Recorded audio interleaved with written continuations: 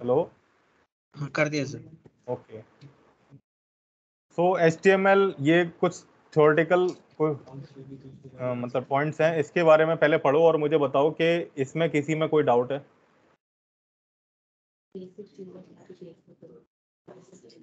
कोई ऐसा क्वेश्चन, कोई ऐसा पॉइंट जो नहीं समझ में आ रहा हो, पहले ही बताओ। सारे लोग पढ़ो और मुझे बताओ कि इसमें से किसी में कोई डाउट।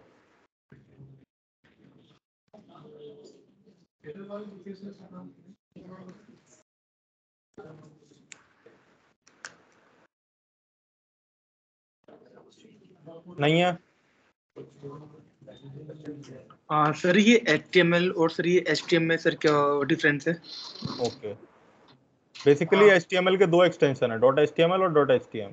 HTM जो एक्सटेंशन है वो पुराना एक्सटेंशन है और .html एक्सटेंशन है वो नया एक्सटेंशन है, ये डिफरेंस है बस।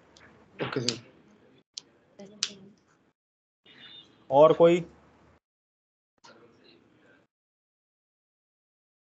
इसके अलावा एक एक्सटेंशन और होता है HTML का .hta, वो बेसिकली HTML एप्लीकेशंस होता है, HTA करके जो होता है। आप कभी भी किसी फाइल को बना करके HTML की उसे HTA एक्सटेंशन से सेव करना, वो बेसिकली एक एप्लीकेशन काइंड ऑफ ओपन होकर के आएगी। अभी मैं दिखा दूंगा HTA क्या होता है बेसिकली, ठीक है ना। तो अब मैं मानता हूँ इसमें से किसी को कोई दिक्कत नहीं है। हम जितना भी काम HTML5 में करेंगे वो सारा का सारा क्या होगा, स्टैटिक होगा। स्टैटिक मतलब हम उसको चेंज नहीं कर सकते हैं, वो that is only read only, that is basically read only. We can just see that code and that things, we can not change and modify that content that we develop by using HTML5। तो हमारे जितना भी paragraph और बाकी जितना भी content होगा वो सारा स्टैटिक होगा, एक बार क्रिएट हो गया तो क्रिएट हो गया। Simple easy light weight language इसलिए क्योंकि इसके लिए सिर्फ एक टेक्स्ट एडिटर और एक वेब ब्राउजर होता है और वो हर ऑपरेटिंग सिस्टम में आते ही आता है। Code structure of HTML is hierarchical structure. Hierarchical का मतलब होता है नेस्टेड स्ट्रक्चर। ओके, जैसे सबसे पहले आप HTML लिखते हो, फिर HTML के अंदर आप अपना हेड, टाइटल, बॉडी ये सब लिखते हो, तो ये एक तरीके से नेस्टेड स्ट्रक्चर फॉलो करती है। HTML एक मार्कअप लैंग्वेज है। मार्कअप मीन्स यहाँ पर हमें कोई भी कंटेंट को क्रिएट करना है, देन उसके लिए मार्कअप लगेगा। आपका कोई प्रोग्राम, फंक्शंस, लूप्स वगैरह कुछ नहीं लगता है।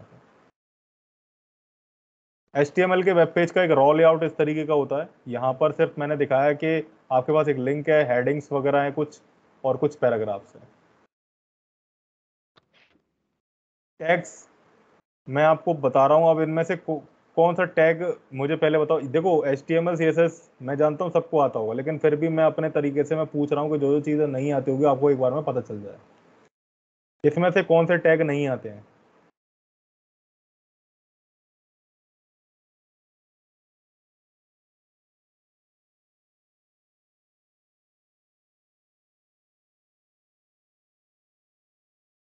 सारे टैग आते हैं?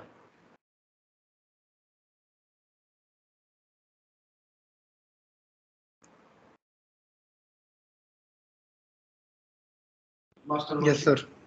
ओके, तो अच्छा मुझे बताओ इनलाइन और ब्लॉक लेवल एलिमेंट में क्या डिफरेंस होता है?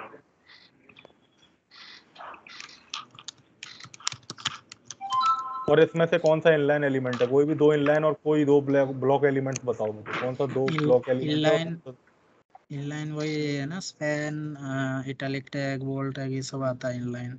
हाँ, बाकी तो div वगैरह ये सब, डिव वगैरह ये सब हमारा ब्लॉक ये में आता है। सब देखो ब्लॉक ब्लॉक और लेवल। इनलाइन में डिफरेंस ये होता है कि अगर मैंने स्पैन में लिखा है हेलो वर्ल्ड, इनलाइन एलिमेंट में अगर हेलो वर्ल्ड लिखा है तो सिर्फ और सिर्फ उतना ही कंटेंट वो ऑक्यूपाई करेगा अपने वेब पेज पे, बाकी और वेब पेज पे कोई भी कंटेंट ऑक्यूपाई नहीं करेगा और भी कोई भी स्पेस ऑक्यूपाई नहीं करेगा। लेकिन डिव क्या होता है, अपनी पूरी विड्थ ले लेता है वेब पेज की। वो बेसिकली क्या ब्लॉक लेवल एलिमेंट होता है। 100% विड्थ होती है ब्लॉक लेवल एलिमेंट की इनिशियली, अगर आप कोई कंटेंट उसमें डाल रहे हो तो। चलो अब HTML से रिलेटेड कुछ चीजें मैं बता देता हूँ।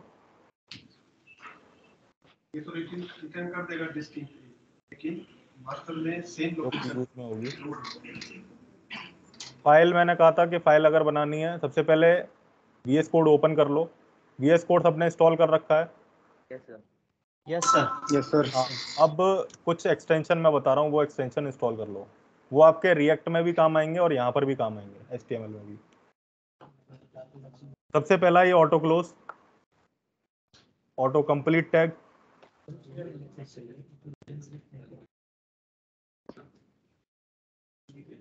Auto rename tag,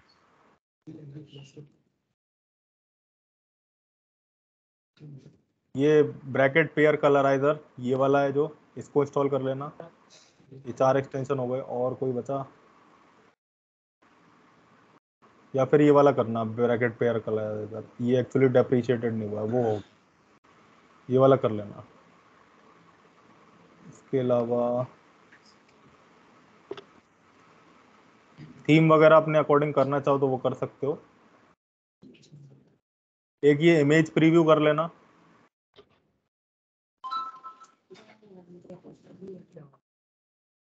live server तो पता ही होगा, लाइव सर्वर इनिशियली। और एक और एक्सटेंशन होता है, कहाँ गया वो, ये वाला, ये वाला, और ये वाला। अभी मैं बताऊंगा, ये जावास्क्रिप्ट में यूज होंगे।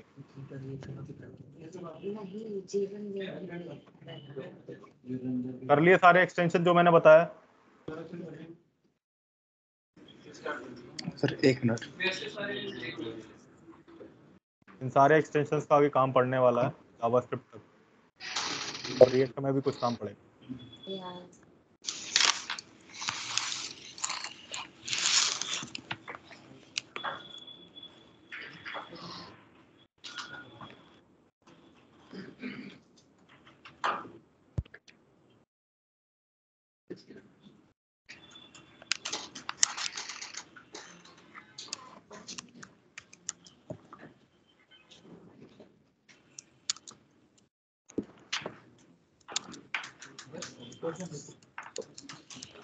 कर लो तो मुझे पिंग कर लो, तो फिर बता देना मेरे को।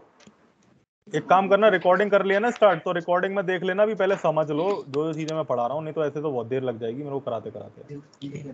ठीक है, रिकॉर्डिंग में देख लेना, ओके सर। उससे ही हो जाएगा तुम्हारे लिए। और एक ये वाला extension, unused CSS classes for JavaScript. कभी कभी क्या होता है कि हम क्लासेस बना देते हैं, लेकिन हमारे क्लासेस हमें पता नहीं होती कौन कौन सी अनयूज्ड है और यूज्ड है, तो इसके लिए ये unused CSS classes for JavaScript, react and angular.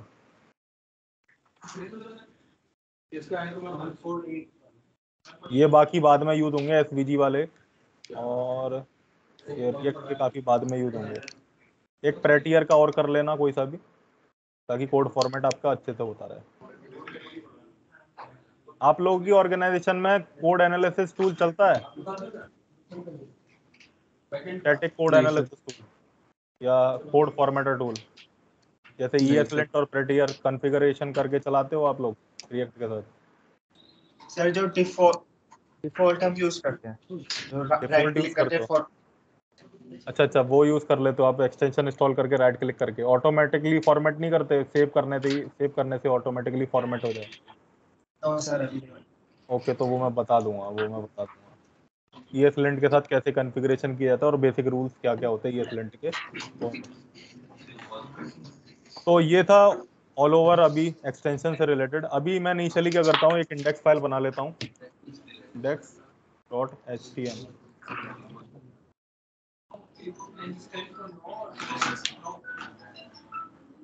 जैसे मैंने एक पैराग्राफ लिया, अभी क्या है कि जो आपने ऑटो रीनेम वगैरह टैग किए, अभी जैसे ये जो आपका आ रहा है ऑटोमेटिकली हाईलाइट होने वाला, ये ब्रैकेट पेयर कलराइजर से आ रहा है। अगर मैंने इसे चेंज करना चाहा, दोनों में चेंज हो रहा है, ये आपका ऑटो रीनेम टैग से आ रहा है।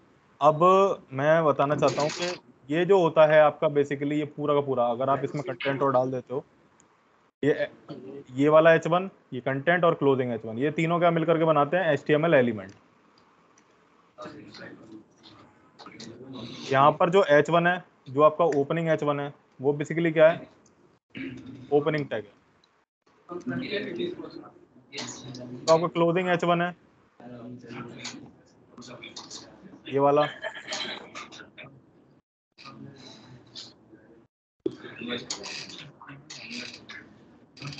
क्लोजिंग H1 है, ये कौन सा है, ये क्लोजिंग टैग है।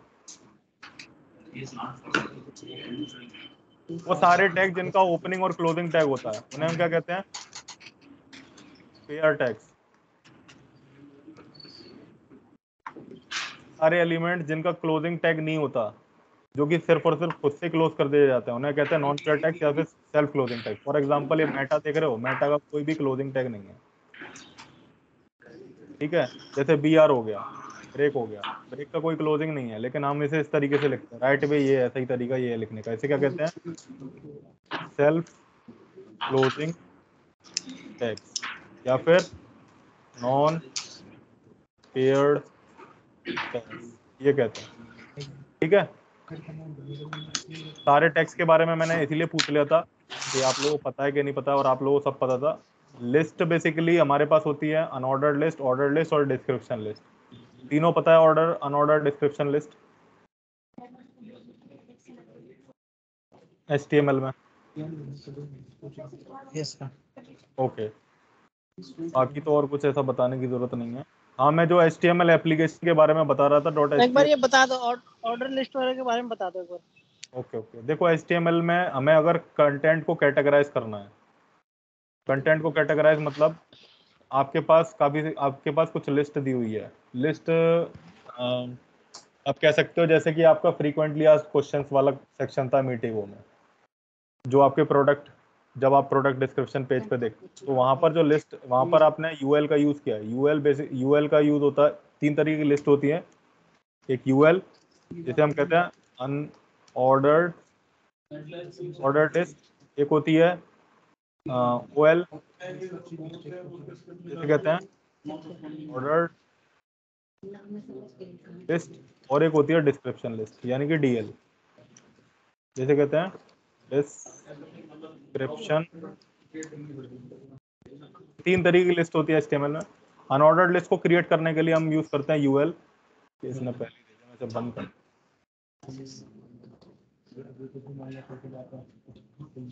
यूएल और यूएल के अंदर एलआई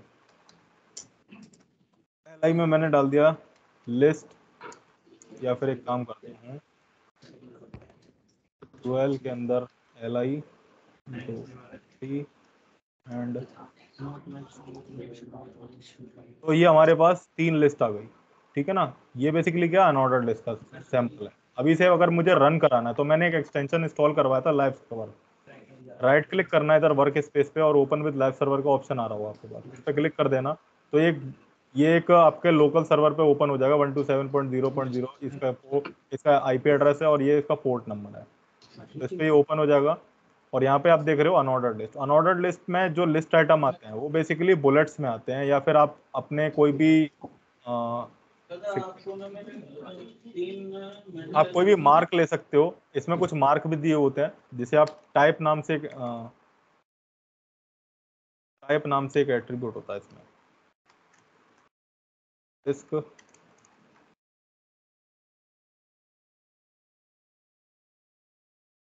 होता है, एक स्क्वायर होता है और एक सर्कल होता है। ये रहा सर्कल। तो इस तरीके से आप बदल सकते हो। तो ये बुलेट्स, जितने भी आप अनऑर्डर्ड लिस्ट के थ्रू लिस्ट आइटम शो कराओगे अपने वेब पेज पे, वो सारे के सारे क्या होंगे, बुलेट्स में शो होंगे। इसके अलावा होती है आपके पास ऑर्डर्ड लिस्ट। ऑर्डर लिस्ट में कोई सर्कल वगैरह नहीं होता। ऑर्डर में एक ऑर्डर फॉलो करते हैं हमारे list item 1 2 3 4 for example.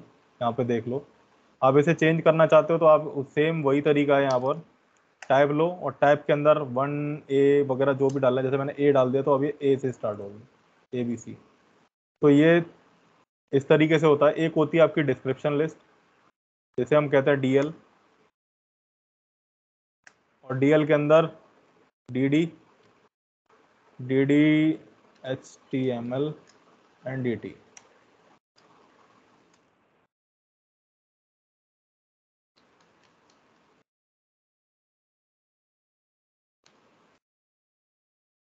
Markup क्या होता है बेसिकली, ये सारे के सारे आप जो यूज कर रहे हो ये सारा मार्कअप ही है।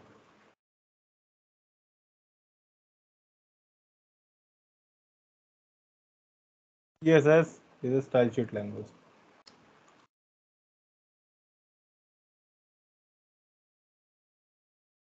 इसको कट कर लेते हैं, इसको यहाँ पर रख देते हैं, सेव करते हैं। ये आपके पास, अरे मेरे से एक गलती हो गई, DT होता है ये, और ये होगा DD। TT होगा एंड DD होगा। तो ये इस तरीके से आता है। कोई भी डिस्क्रिप्शन देना हो, मतलब जो डिस्क्रिप्शन लिस्ट होती है उसमें एक पर्टिकुलर कंटेंट या टॉपिक के ऊपर डिस्क्रिप्शन डिसाइड किया जाता है और डिस्क्राइब किया जाता है लिस्ट के फॉर्म में। फॉर एग्जांपल हमारे पास अलग अलग प्रोडक्ट्स के आइटम है, तो हर किसी के बारे में डिस्क्रिप्शन लिखना है, मेरे को एक ही जगह दिखाना है कि ये प्रोडक्ट्स का ये चीज़ है, ये प्रोडक्ट की ये चीज़ है, तो वो सारा का सारा आप डिस्क्रिप्शन लिस्ट के फॉर्म में दिखा सकते हो। वैसे आमतौर पर लोग ऐसा करते नहीं है, हम लोग अपने आप अपना ही स्ट्रक्चर बना लेते हैं और उसके अकॉर्डिंग डिस्क्राइब करते रहते हैं। तो समझ में आया अनऑर्डर्ड लिस्ट, ऑर्डर्ड लिस्ट और डिस्क्रिप्शन लिस्ट में क्या डिफरेंस है? यस सर, आ गया। आ गया।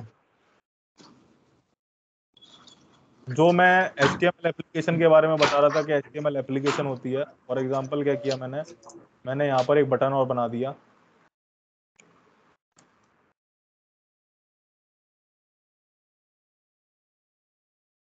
अभी क्या है, अभी ये वेब पेज है, ठीक है ना। अगर आपने इसका क्या कर दिया, इसमें कर दिया आपने रीनेम करके .hta, तो ये एक HTML एप्लीकेशन बन जाएगा इस तरीके से। अब आप इस पर क्लिक करोगे तो एक तरीके से आपके पास ये बोर्ड ओपन होकर के आ जाता है, पॉपअप ओपन होकर के आ जाएगा। ये एक तरीके से एप्लीकेशन है HTML, ये वर्क करेगी वैसी जैसे आपकी नॉर्मल एप्लीकेशन वर्क करती है।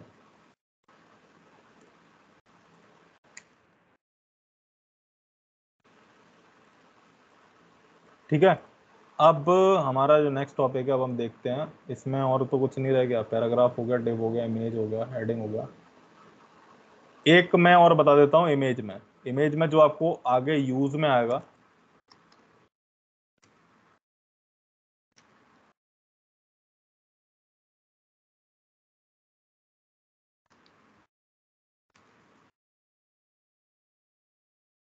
अब एक नया एट्रीब्यूट हो रहा है लोडिंग करके, ठीक है ना। इमेज में HTML6 का ही फीचर है शायद से ये। तो इसमें अगर आप लेजी डाल दोगे तो वो इमेजेस जो होंगी वो लेजी लोडिंग हो, लेजी मतलब जैसे आपको डेटा मिलता जाएगा वैसे वैसे वो लोड होती चली जाएगी। ऐसा नहीं है कि आपके सर्वर पे या आपकी रिक्वेस्ट पे एक बार में लोड पड़ रहा है, ठीक है। तो ये तीसरा एट्रीब्यूट हो रहा है जो कि अब आप ऐड कर दिया करना, loading lazy.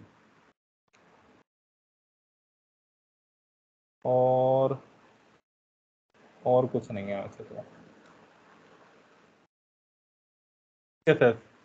CSS stand for cascading style sheets, simple easy to use. इसमें पहले बताओ, इसमें कोई डाउट तो नहीं है CSS में? अभी पहले देखो CSS के ये पॉइंट पढ़ो, इसमें किसी में कोई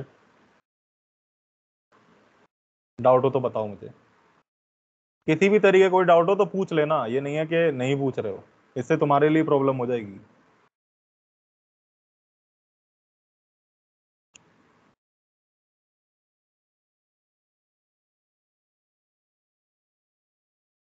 सब पता है ये?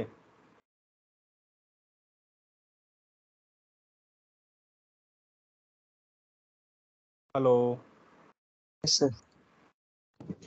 Yes sir. ओके, तो मुझे ये बताओ कि कास्केडिंग का मतलब क्या होता है?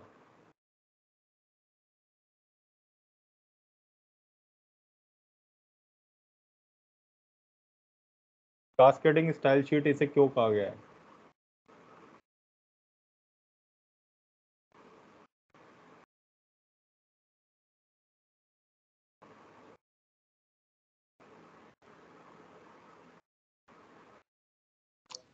सर वो क्या नाम डॉक्यूमेंट की सर क्या नाम प्रेजेंटेशन के लिए यूज मतलब की जाती है। अब मैं बताता हूँ। देखो, इसके पीछे अब मैं कुछ तुम्हें चीज़ बताने जा रहा हूँ, वो बहुत ही ज़्यादा इंपॉर्टेंट चीज़ है। हम सब लोग HTML CSS तो पढ़ लेते हैं, लेकिन हमें ये नहीं पता कि HTML एग्जीक्यूट कैसे होती है, CSS एग्जीक्यूट कैसे होती है, ठीक है ना। तो वही चीज़ मैं बताऊंगा। देखो, सबसे पहले मैं आप लोगों से जानना चाहता हूँ कि HTML एग्जीक्यूट कैसे होती है। मुझे कुछ बताओ, कुछ ऐसी चीज़ कि जो कि आपको पता हो।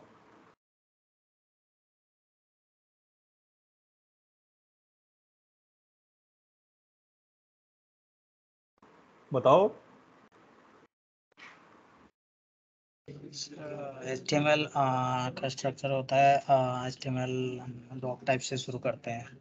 उसके बाद हमारा जो बॉडी टाइप के अंदर हमारा सारा वर्क होता है, और ऊपर हेड टाइप में स्टाइल शीट ऐड करते हैं, और जावास्क्रिप्ट वगैरह वो भी स्टाइल शीट या बॉडी टैग में अंदर लास्ट में भी ऐड कर सकते हैं जावास्क्रिप्ट। ओके अच्छा, अगर मैं आप लोगों से ये कहूँ कि CSS और HTML में कौन सबसे पहले एग्जीक्यूट होकर के अप्लाई की जाती है, तो वो क्या होता है? वो कौन सी होती है? CSS पहले अप्लाई की जाती है, HTML पहले अप्लाई की जाती है? HTML HTML अप्लाई होती है। और HTML इंटरप्रेटेड लैंग्वेज है, ये तो सभी को पता है ना? हाँ सर।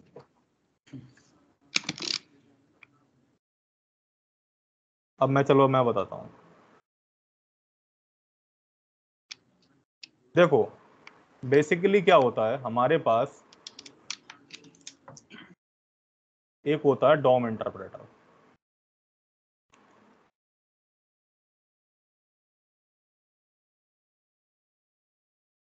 और एक होता है हमारे पास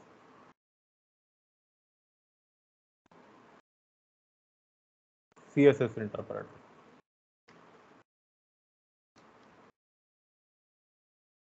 ठीक है, ये दोनों के दोनों रैप किसके अंदर होते हैं? HTML के अंदर। Rendering engine. हमारे पास एक रेंडरिंग इंजन होता है। रेंडरिंग इंजन हर किसी ब्राउजर का अपना अलग अलग होता है। कोई किसी ने नाम सुना रेंडरिंग इंजन का भी?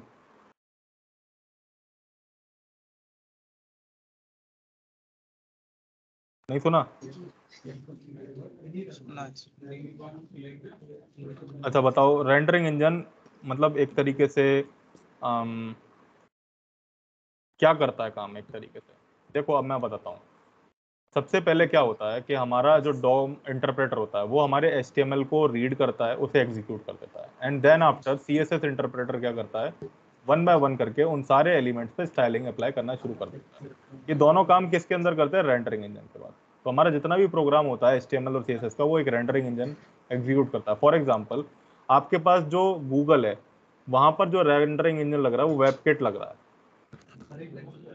वेबकिट लग रहा है, ब्लिंक भी कह सकते हो, ब्लिंक भी लग रहा है। आपके पास मोजिला फायरफॉक्स में गेको नाम से है, और आपके पास ओपेरा में प्रेस्टो नाम से है। इस तरीके के रेंडरिंग इंजन आपके लग रहे हैं हर एक ब्राउजर में, और जो कि HTML CSS को इंटरप्रेट करके आपको रिजल्ट देता है। तो ये ओवरऑल वर्किंग होती है कि सबसे पहले कोड जाता है डॉम इंटरप्रेटर के पास, जिसके थ्रू हमारा HTML का स्ट्रक्चर क्रिएट होता है। देन आफ्टर CSS इंटरप्रेटर उस पर वन बाय वन करके स्टाइल अप्लाई करवा देता है।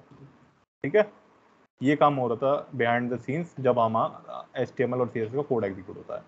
तो आई होप सबको समझ में आओगे कि HTML CSS एग्जीक्यूट कैसे होती है। कास्केडिंग स्टाइल शीट से मेरा मतलब था from top to bottom it will apply a style to every element. Cascading style sheet क्या करती है, आपके जो HTML एलिमेंट है, कास्केड का मतलब होता है top to bottom style apply करना, या फिर टॉप टू बॉटम कुछ भी चीज को अप्लाई करना, टॉप टू बॉटम ही जाना। कास्केड का मतलब यही होता है। ठीक है, अब नेक्स्ट चलते हैं। HTML और CSS 3 में क्या डिफरेंस है? अच्छा वो रेंडरिंग इंजन वाला समझ में आया कि क्या था? Hello, yes sir. आया ना? जहां पर नहीं आए वहां पे मुझे बता देना कि हमें ये चीजें नहीं समझ में आ रही हैं। HTML और 5 और CSS 3 में क्या डिफरेंस है? HTML से हमारा कोड स्ट्रक्चर इस तरीके का बनता था, और CSS से अब मैं अप्लाई कर देता हूँ, इस तरीके की हमारी स्टाइलिंग अप्लाई होकर के आ जाती है। ठीक, ठीक है 9। Yes sir. ओके, इसको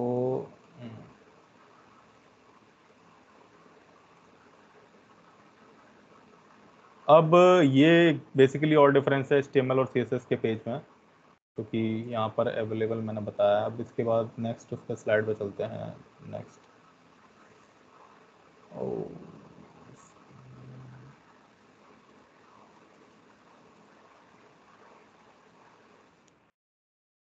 CSS के एडवांटेजेस ये हैं।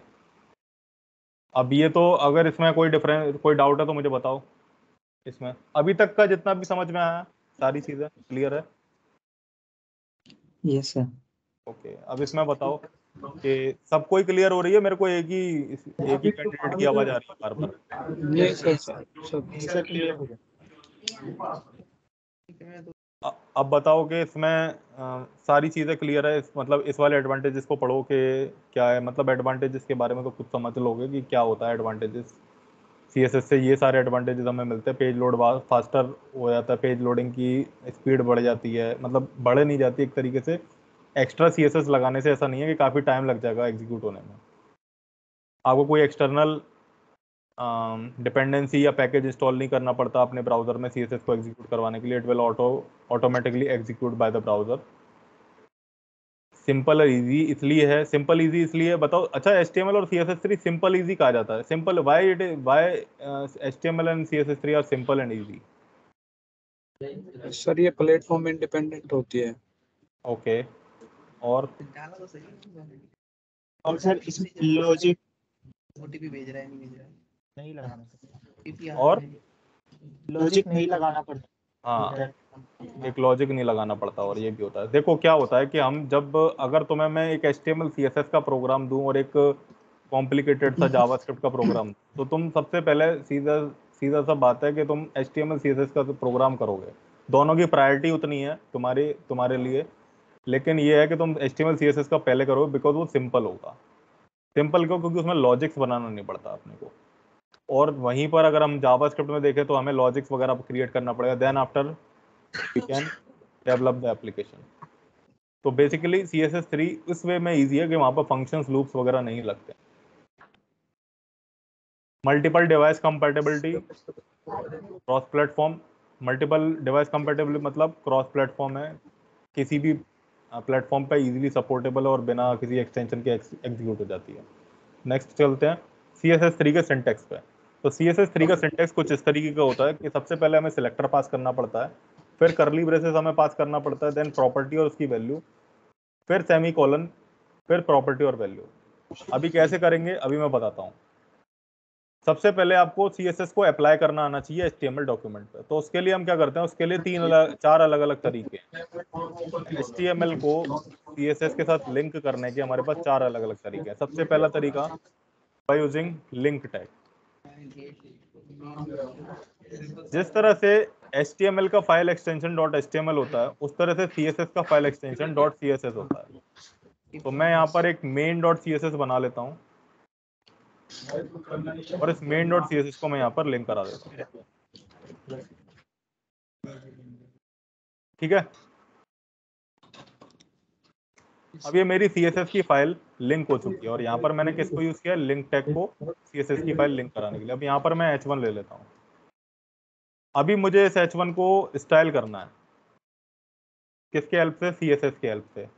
तो main.css मैंने ऑलरेडी लिंक करा रखी है। अभी मैंने आप लोगों को बताया था कि हमारे पास एक सिलेक्टर होता है। सिलेक्टर मतलब, हेलो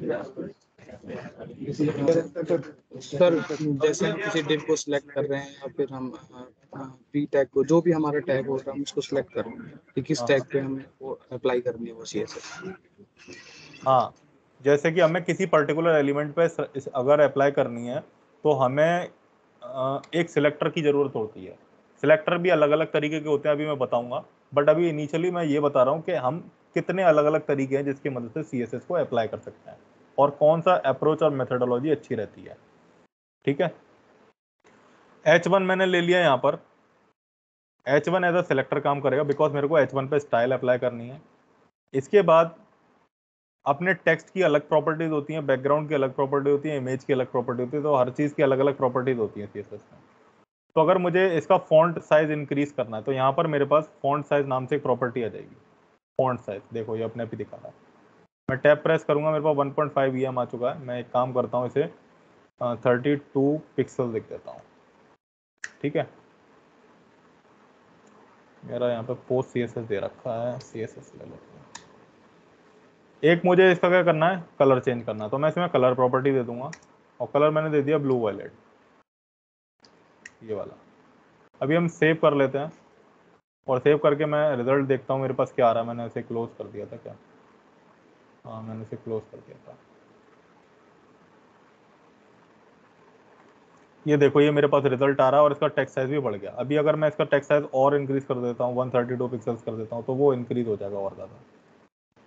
ठीक है, तो इस तरीके से प्रॉपर्टीज होती हैं CSS की कुछ, जिसकी मदद, जो कि हमारे, अभी मैं आगे बताऊंगा कौन कौन सी प्रॉपर्टी हेल्पफुल रहेगी आपके लिए जब आप डेवलपमेंट में काम करोगे। बहुत सारी प्रॉपर्टीज होती हैं CSS की, लेकिन उसमें से जो यूजफुल प्रॉपर्टीज होगी वो मैं आपको बता दूंगा, जो कि मोस्टली यूज होती है।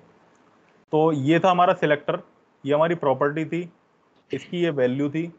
सेमी कॉलन दे करके मैंने दूसरी प्रॉपर्टी वैल्यू को सेपरेट कर दिया। सेमी कॉलन बेसिकली सेपरेशन के लिए यूज होता है। अब एक तरीका ये था, इसे कहते हैं एक्सटर्नल लिंकिंग, ठीक है, एक्सटर्नल लिंकिंग CSS फाइल। अब हमारा होता है एक इंटरनल। इंटरनल के लिए क्या करते हैं, हम एक स्टाइल टैग लेते हैं, हमारे पास HTML में स्टाइल टैग होता है, उस स्टाइल टैग में मैं डालता हूँ H1। अब इसका कलर दे देते हैं ब्लू, सेव करते हैं, देन उसका कलर ओवरराइट होकर के ब्लू हो गया। अभी वो ब्लू वॉयलेट था, अब वो ब्लू हो गया। या फिर एक काम करता हूँ, ग्रीन दे देता हूँ मैं, ये हो गया ग्रीन। इसके बाद हमारी एक CSS और आती है, ये तो आपकी हो गई इंटरनल CSS। स्टाइल टैग के अंदर आप अपनी CSS लिखते जाओ, वो इंटरनल CSS हो गई। अब एक और होती है इनलाइन CSS। इनलाइन CSS के लिए आपके पास हर एक टैग में आपके पास कितने भी टैग हो HTML में, तो सबके लिए आपके पास एक स्टाइल एट्रीब्यूट अवेलेबल रहता है। अब इस स्टाइल एट्रीब्यूट में आपको क्या करना है, अपनी स्टाइलिंग पास कर देनी है। फॉर एग्जांपल यहाँ पे मैं पास कर देता हूँ कलर रेड, ठीक है, सेव कर लिया। यहाँ पर देखो अब कलर हो गया रेड। तो ये चेंज क्यों हो रहा है, सबसे पहले मेन डॉट CSS में ब्लू वॉयलेट था, देन आफ्टर आपका कलर ग्रीन हो गया, देन आफ्टर आपका कलर रेड हो गया। ऐसा इसलिए हुआ बिकॉज इनलाइन CSS की जो प्रायोरिटी होती है वो इंटरनल और एक्सटर्नल के कंपेयर में ज्यादा होती है, जिस वजह से यहाँ पर अप्लाई हो गया। और ये रॉन्ग कोडिंग कन्वेंशन है कि अगर आप इंटरनल इनलाइन CSS लगा रहे हो तो, इंटरनली इनलाइन CSS लगा रहे हो तो इनलाइन CSS कभी नहीं लगानी चाहिए एलिमेंट्स के साथ, कभी भी नहीं, किसी भी प्रोग्रामिंग लैंग्वेज में कभी इंटरनल इनलाइन CSS अप्लाई नहीं करना। रिएक्ट नेटिव यूज कर रहे हो, वहां पर भी स्टाइलिंग होती है CSS की मदद से, रिएक्ट यूज कर रहे हो वहां पर भी स्टाइलिंग होती है CSS की मदद से, कभी भी इनलाइन स्टाइलिंग यूज नहीं करनी है। The best way to style our elements is by using external CSS। अभी क्यों होती है एक्सटर्नल CSS से स्टाइलिंग सबसे ज्यादा बेटर, वो मैं बताऊंगा। अब आती है बात हमारी इंटरनल। इंटरनल में बेसिकली क्या है, अगर आपके पास 1000 लाइन का कोड है CSS का, जो कि नॉर्मली इतना हो जाता है एप्लीकेशन में, तो क्या होगा कि इसकी कोड लेंथ बढ़ जाएगी, HTML वाली फाइल की कोड लेंथ बढ़ जाएगी, जिस वजह से इसे एग्जीक्यूट होने में टाइम लगेगा। और दूसरी बात, जब भी आप HTML की इस फाइल को ओपन करोगे ब्राउजर में, ये पूरा का पूरा कोड एग्जीक्यूट होगा बार बार बार बार।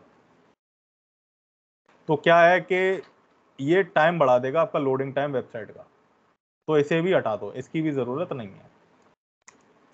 अब आती है बात मेन डॉट CSS की। ये बेसिकली क्या होती है, जब भी आप अपने वेब ब्राउजर को में इस फाइल को ओपन करोगे तो ये फाइल 2 या 3 बार ओपन होने के बाद ये जो फाइल होती है कैशे में स्टोर हो जाती है ब्राउजर की।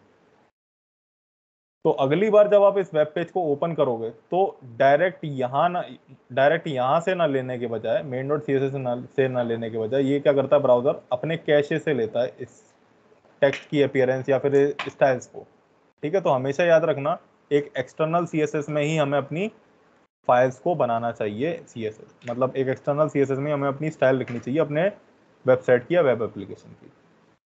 अब ये 3 तरीके थे इस CSS को अप्लाई करने के। अब एक चौथा तरीका और होता है बाय यूजिंग @import रूल।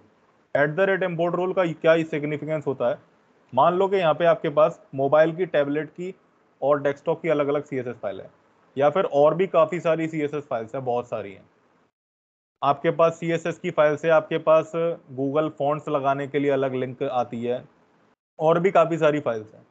तो यहाँ पर तो काफी सारे लिंक टैग लग जाएंगे। उसके लिए मैं क्या करता हूँ, मेन डॉट CSS में गया मैं, और यहाँ पर मैंने क्या किया, @import, और इसमें URL में मैं अभी पास कर दूंगा। जैसे कि मान लो कि मैंने डेस्कटॉप के लिए desktop.css ये पास किया, एक मैंने tablet.css ले लिया, और एक मैंने mobile.css ले लिया। इसमें मैं तीनों में अलग अलग कोड लिखूंगा, और मेन डॉट CSS में कैसे पास कर दूंगा, desktop.css @import URL mobile.css @import URL tablet.css। ये तीनों फाइल एक ही फाइल से लिंक्ड हो गई। और अगर मुझे अपना गूगल फॉन्ट का लगाना है तो गूगल फॉन्ट आपको @import रूल वाला भी एक मेथड देता है जिसके थ्रू आप अपने फॉन्ट्स को इंपोर्ट कर सकते हो। ये फॉन्ट हो गया इंपोर्ट, ठीक है। तो इस तरीके से भी आप यूज कर सकते हो CSS में। अब आपको यहाँ पर मल्टीपल CSS लगा करके बार बार किसी CSS में जाने की जरूरत नहीं है, आप यहीं से चेक कर सकते हो। और इस केस में क्या हुआ, एक यही फाइल आपकी लोड हो जाएगी ब्राउजर के कैशे में, और उन फाइल से आपकी ये वाली फाइल्स लोड हो जाएगी। आपको बार बार अलग अलग फाइल्स लोड कराने की जरूरत नहीं है। कोड भी छोटा हो गया और काम भी सही हो गया। दूसरी बात एक और मैं बताना चाहता हूँ कि @import रूल वाला आपका जो अप्रोच है वो इस वाले अप्रोच से ज़्यादा फास्टर है एग्जीक्यूशन में। इसका एग्जीक्यूशन रेट इसके कंपेयर में ज़्यादा फास्टर है, तो हमेशा ये यूज़ करना, ठीक है। यहाँ तक clear? Hello? Yes okay Yes, sir. Okay. तो ये हमारा लिंक टैग हो गया। अब मैंने बता दिया था 4 तरीके के अलग अलग लिंक्स करते हैं हम CSS को।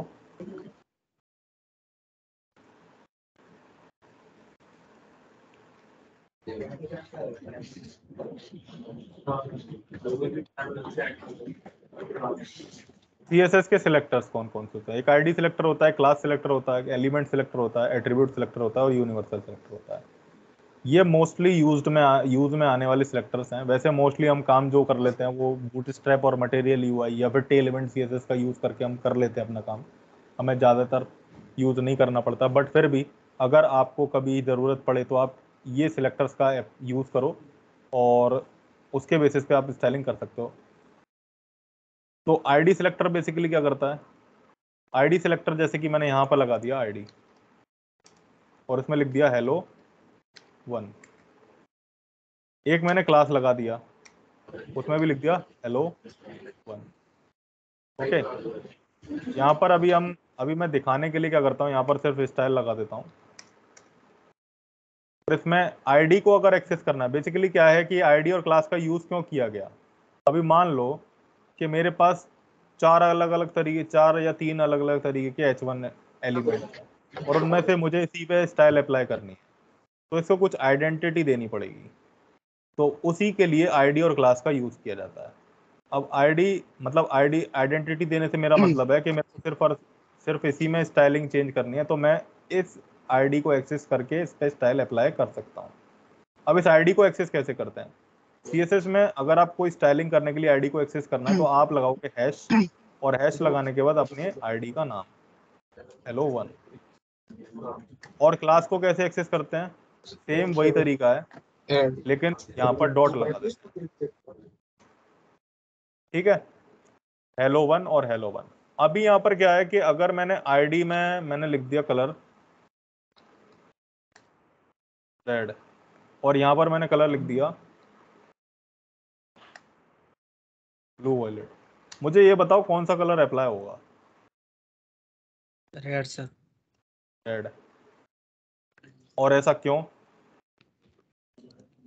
क्योंकि आईडी को ज्यादा मतलब ID की प्रायोरिटी सबसे ज्यादा होती है, इसलिए ID का जो आपका कलर है रेड वो लग जाएगा। लेकिन फिर भी नहीं, मुझे तो यही चाहिए था ब्लू वॉयलेट। तो इसके लिए सबसे ज्यादा प्रायोरिटी CSS में एक चीज की और होती है जिसे हम कहते हैं इंपॉर्टेंट प्रॉपर्टी। ये आप ये लगा दोगे तो जिस भी प्रॉपर्टी पे आप ये इंपॉर्टेंट प्रॉपर्टी लगाओगे तो वो सबसे पहले कंसिडर कर ली जाएगी। देखो हो गया। अब अगर मान लो कि मैंने यहाँ पर एक और ID दे दी hello2 और यहाँ पर हैश hello2 कलर एक्वा दे दिया, तो क्या ये दोनों IDs वर्क करेगी? नहीं करेगी। एक आईडी कम कर, एक भी ID वर्क नहीं करेगी। मतलब एक ही आईडी लगता है सर। एक ही ID लगती है और इसलिए एक भी ID वर्क नहीं करेगी, आपका क्लास वाला ही इफेक्ट अप्लाई हो जाएगा। एक्चुअली मैं ये हटा देता हूँ, ये यहाँ से हटा करके यहाँ पे लगा के दिखाता हूँ, इसको हटा देते हैं। तो एक भी ID अप्लाई नहीं होगी, क्योंकि क्या है कि हमारी एक बार में एक ही ID कंसिडर की जाती है, मल्टीपल IDs आप कंसिडर नहीं कर सकते, ठीक है। तो ये होता है ID और क्लासेस का आपका जो सिलेक्टर होते हैं। इसके बाद आता है element selector. Element selector basically यही होता है, एलिमेंट के थ्रू हम सिलेक्ट करते हैं और स्टाइल कर देते हैं। और तीसरा हमारा होता है attribute selector. Attribute selector basically क्या होता है कि अगर आपने ये जैसे आईडी दे रखा है या फिर कोई भी और एट्रीब्यूट दे रखा है, उसके लिए हम एट्रीब्यूट सिलेक्टर का यूज करते हैं। फॉर एग्जांपल मेरे पास है एक इनपुट एलिमेंट,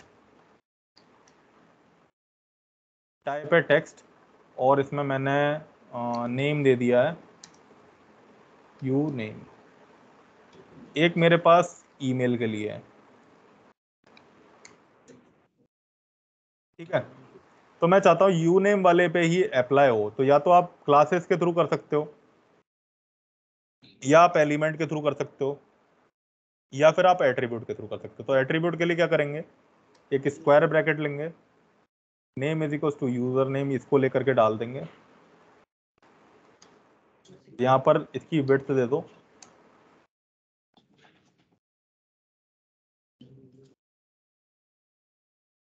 ये 60% विड्थ का आ गया आपका इनपुट, ठीक है। समझ में आया? यस। ओके, तो ये होता है आपका एट्रीब्यूट सिलेक्टर। एट्रीब्यूट के बाद आता है आपका यूनिवर्सल सिलेक्टर, ठीक है। अब यूनिवर्सल सिलेक्टर क्या करता है, यूनिवर्सल मतलब एवरीथिंग, कुछ भी सिलेक्ट कर सक, मतलब सारी चीजें सिलेक्ट कर लेगा वो, एवरीथिंग। इसको सिलेक्टर को कैसे लगाते हैं, स्टार लगाएंगे, और स्टार लगा करके मैंने दे दिया कलर, बैकग्राउंड कलर दे देते हैं, बैकग्राउंड कलर ग्रीन। सेव किया, यहाँ पर मेरे पास जो पूरा बैकग्राउंड बॉडी कलर था वो आ गया ग्रीन। ऐसा इसलिए हुआ क्योंकि ये जो यूनिवर्सल सिलेक्टर होता है ये किसे पॉइंट करता है, आपके HTML को। तो इस वजह से ये बेसिकली रूट एलिमेंट को पॉइंट करता है। रूट एलिमेंट क्या आपका HTML है, ठीक है। अब मेरे को एक बात और पूछनी है, आप डबल कोट्स लगाते हो एट्रीब्यूट की वैल्यू में, हम इस तरीके से भी तो लिख सकते थे हेलो करके, एरर तो इसमें भी नहीं आ रहा।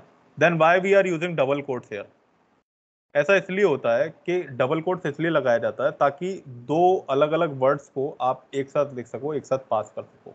जैसे पहले एक टैग था आपका फॉन्ट करके HTML में, उसमें फॉन्ट फैमिली नाम से एक एट्रीब्यूट था, वहां पर हम लगा सकते थे प्रॉपर्टी कोई भी फैमिली, जैसे एरियल हो गई, एरियल ब्लैक हो गई, या कुछ भी हो गया। तो इस तरीके से फॉन्ट भी इस तरीके से होते थे, टाइम्स न्यू रोमन।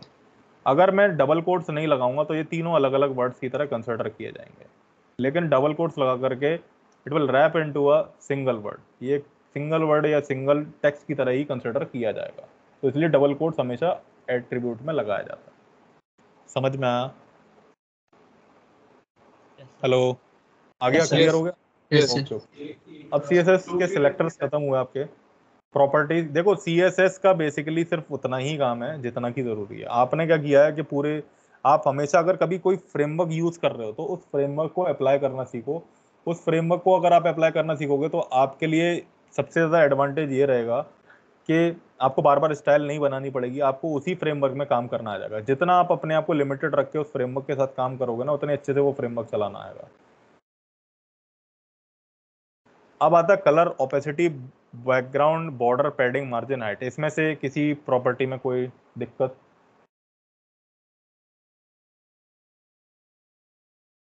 देख लो।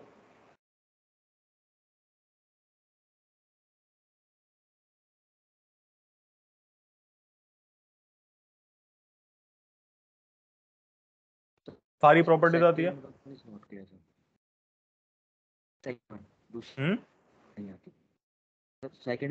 नहीं आती। ये सर ये बट सर पैडिंग बताना सर, ये पैडिंग, पैडिंग पैडिंग बतानी है, ओपेसिटी बतानी है। और सर ओपेसिटी ओपेसिटी बतानी है, पैडिंग बतानी है। तो सबसे पहले मैं एक काम करता हूँ, ये मैं आपको बॉर्डर, पैडिंग, मार्जिन और हाइट इसको समझाता हूँ कि ये होती है। देखो हमारे पास CSS में क्या होता है, हमारे पास CSS में एक बॉक्स मॉडल नाम से एंटिटी होती है, या बॉक्स मॉडल नाम से एक टॉपिक होता है, ठीक है। अब बॉक्स मॉडल के अंदर मैं आपको बताता हूँ, जैसे कि मान लो कि यहाँ पर आपको कुछ कंटेंट लिखा हुआ है, हेलो वर्ल्ड, ठीक है ना। ये कंटेंट आपका टेक्स्ट भी हो सकता है, इमेज भी हो सकता है, कुछ भी हो सकता है। सपोज करो ये एक डिव है और इस डिव के अंदर आपका ये हेलो वर्ल्ड लिखा हुआ है, ठीक है। तो ये जो आपका होगा, ये डिव के चारों तरफ मैंने इस तरीके से, मतलब डिव से मैंने ये बॉर्डर ले लिया, तो ये बेसिकली क्या होगा, ये होगा बॉर्डर आपका, ठीक है। यहां से ये जो स्पेस है कंटेंट और इस बॉर्डर के बीच में, ये वाला जो स्पेस है, ठीक है ना, ये क्या कहलाएगा, ये वो कहलाएगा पैडिंग। और पैडिंग के बाद आपका ये जो अंदर आता है, ये आपका होता है कंटेंट, ठीक है। मार्जिन कहाँ होगी, जैसे ये बॉर्डर है, बॉर्डर के आउटसाइड पे आपकी मार्जिन अवेलेबल होगी, ठीक है। और मार्जिन और बॉर्डर के बीच में भी एक और चीज होती है जिसे हम कहते हैं आउटलाइन।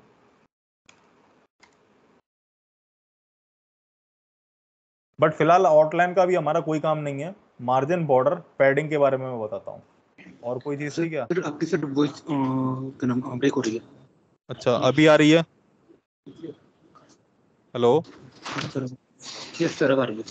अच्छा ठीक है। बॉर्डर पैडिंग मार्जिन ये बताना था मेरे को, तो ये मैं बता देता हूँ। आ गया वो, ये रहा।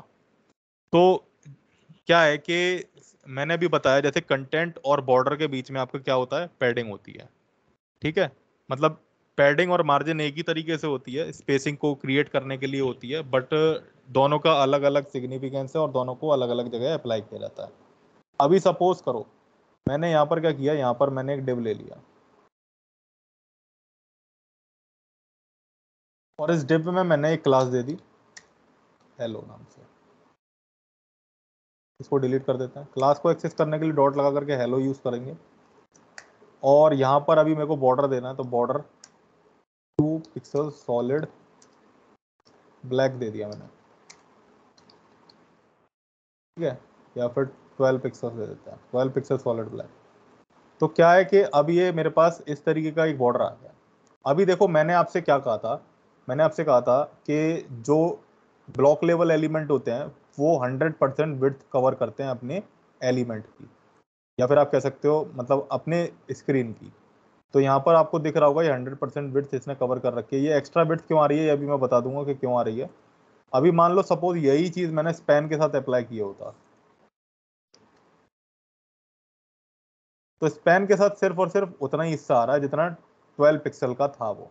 अभी मैंने यहाँ पर मान लो कि कंटेंट डाल दिया एक तरीके से, यहाँ पर हेलो वर्ल्ड डाल देते हैं और यहाँ पर भी हेलो वर्ल्ड डाल देते हैं। तो ब्लॉक लेवल एलिमेंट क्या होगा, पूरा का पूरा विड्थ सेलेक्ट कर लेते हैं और इनलाइन लेवल एलिमेंट सिर्फ और सिर्फ अपने कंटेंट के अकॉर्डिंग अपनी जगह लेते हैं वेब पेज पे। तो मुझे बॉक्स मॉडल बताना था, डिव मैंने ले लिया है। अभी इसको अप्लाई नहीं करते हैं, इसको मैं कमेंट कर देता हूँ। मैं सबसे पहले बताता हूँ पैडिंग क्या होती है। तो मैंने अभी बताया था कि कंटेंट और हमारे बॉर्डर के बीच में स्पेसिंग अगर क्रिएट करनी है तो हम पैडिंग लेते हैं। तो मैं यहाँ पर दे देता हूँ पैडिंग। पैडिंग मैंने दे दी 40 पिक्सल्स, सेव किया। यहाँ पे देखो बॉर्डर और कंटेंट के बीच में स्पेस क्रिएट हो गया। अभी अगर आपको स्पेस चाहिए बॉर्डर से भी बाहर, इस बॉर्डर से बाहर स्पेस चाहिए, तो हम क्या करेंगे, यहाँ पर दे देंगे मार्जिन।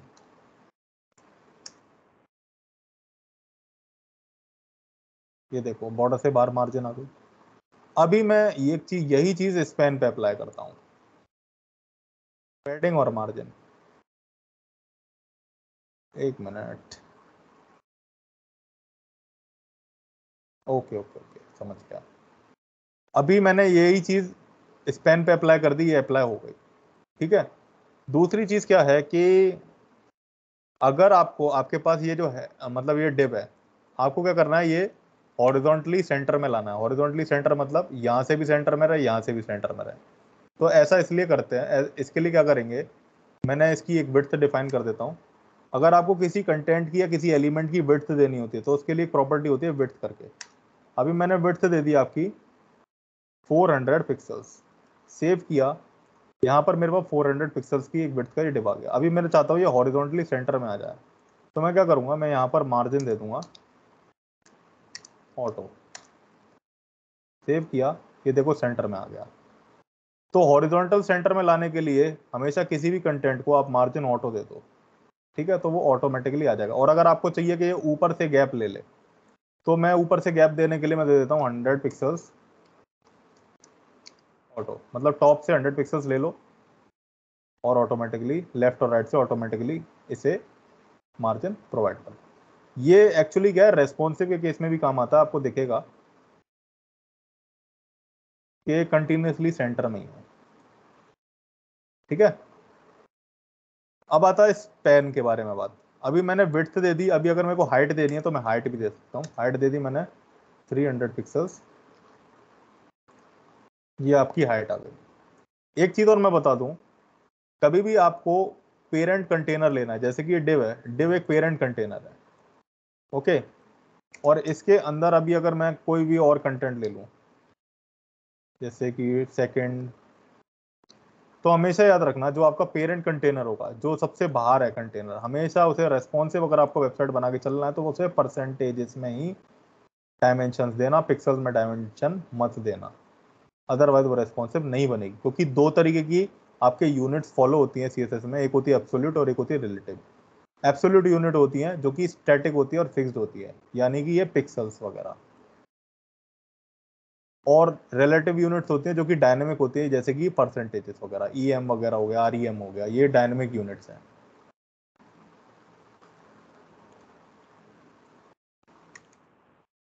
अभी क्या है कि स्पैन एली, अभी तो मैंने ये हेलो लगा दिया और इस पर हाइट और विड्थ अप्लाई कर दिया। अभी यही अगर चीज मैं स्पैन के साथ करूंगा, स्पैन क्लास हेलो, अगर मैंने ये हेलो क्लास इसे दे दी स्पैन को, तो स्पैन को आप देखो कि स्पैन की ना हाइट बढ़ी ना विड्थ बढ़ी, और ना ही उसे मतलब बेसिकली मार्जिन तो मिली ही नहीं, मार्जिन 400 पिक्सल्स मिली ही नहीं उसे।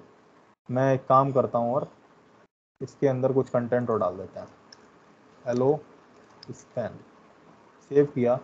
यहाँ पे देखो उसे मार्जिन नहीं मिली, ना ही उसको हाइट और विड्थ प्रोवाइड हुई। तो हमेशा याद रखना जितने भी आपके इनलाइन लेवल एलिमेंट्स होंगे उसको हाइट और विड्थ नहीं मिलती और ना ही उस पर मार्जिन अप्लाई होती है। अगर आपको ऐसा काम करना है तो आपको, जैसे कि ये हेलो है, मैंने इसके आगे ले लिया हेलो स्पैन और यहाँ पर दे दिया डॉट हेलो स्पैन, और अगर मुझे ऐसा काम करना तो मैं उसके लिए ले लूंगा डिस्प्ले इनलाइन ब्लॉक। कि आपको इनलाइन लेवल एलिमेंट्स पे अगर ब्लॉक की प्रॉपर्टी अप्लाई करवानी है तो आपको डिस्प्ले इनलाइन ब्लॉक में उस एलिमेंट को ट्रांसफॉर्म करना पड़ेगा। अब ये प्रॉपर्टी वैल्यू ले लेगा, देखो क्लियर हुआ? Yes yes sir. अभी मैंने आपको ये बता दिया मार्जिन हाइट, अभी क्लियर है। अब ऑपेसिटी रह गई है। देखो ऑपेसिटी बेसिकली क्या करती है, ट्रांसपेरेंसी डिफाइन करती है किसी भी एलिमेंट की हमारे वेब पेज पे। कैसे ट्रांसपेरेंसी डिफाइन करेगी? फॉर एग्जांपल मेरे पास ये सेकंड नाम से एलिमेंट था, इसको मैं एक बैकग्राउंड कलर दे देता हूँ, ग्रीन। चेक करते हैं, ये मेरे पास एक बैकग्राउंड कलर ग्रीन आ गया। इसको हेलो को हटा देता है, अभी स्पैन को हटा देता है इसको।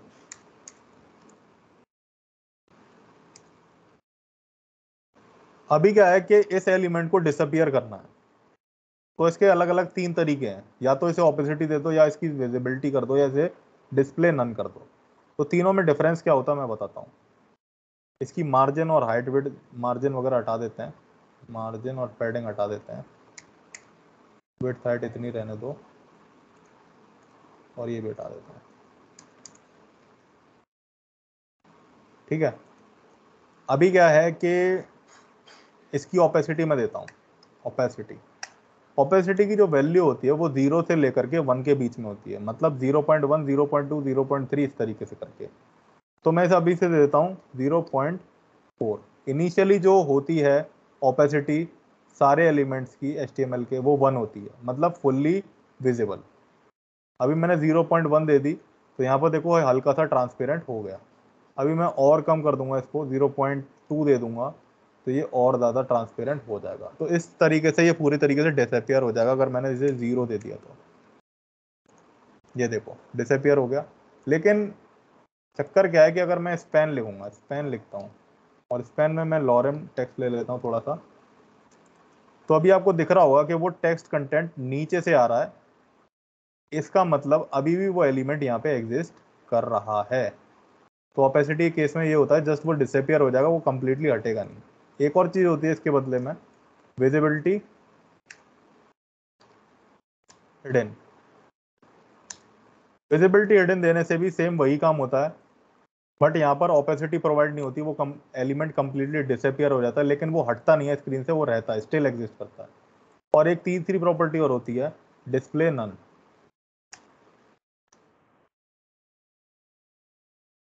डिस्प्ले नन देने से क्या होगा, वो एलिमेंट कंप्लीटली रिमूव हो जाएगा आपकी स्क्रीन से, मतलब डिस्ट्रॉय हो जाएगा एक तरीके से।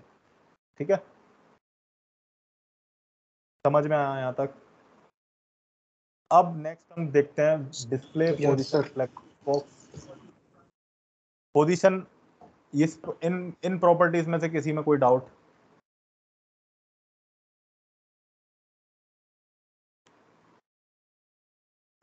Sir flex box. Flex box मुझे पता था, फ्लेक्स बॉक्स। और सर डिस्प्ले में जो सर इनलाइन होती है ये सब वगैरह में डिफरेंस बता दो।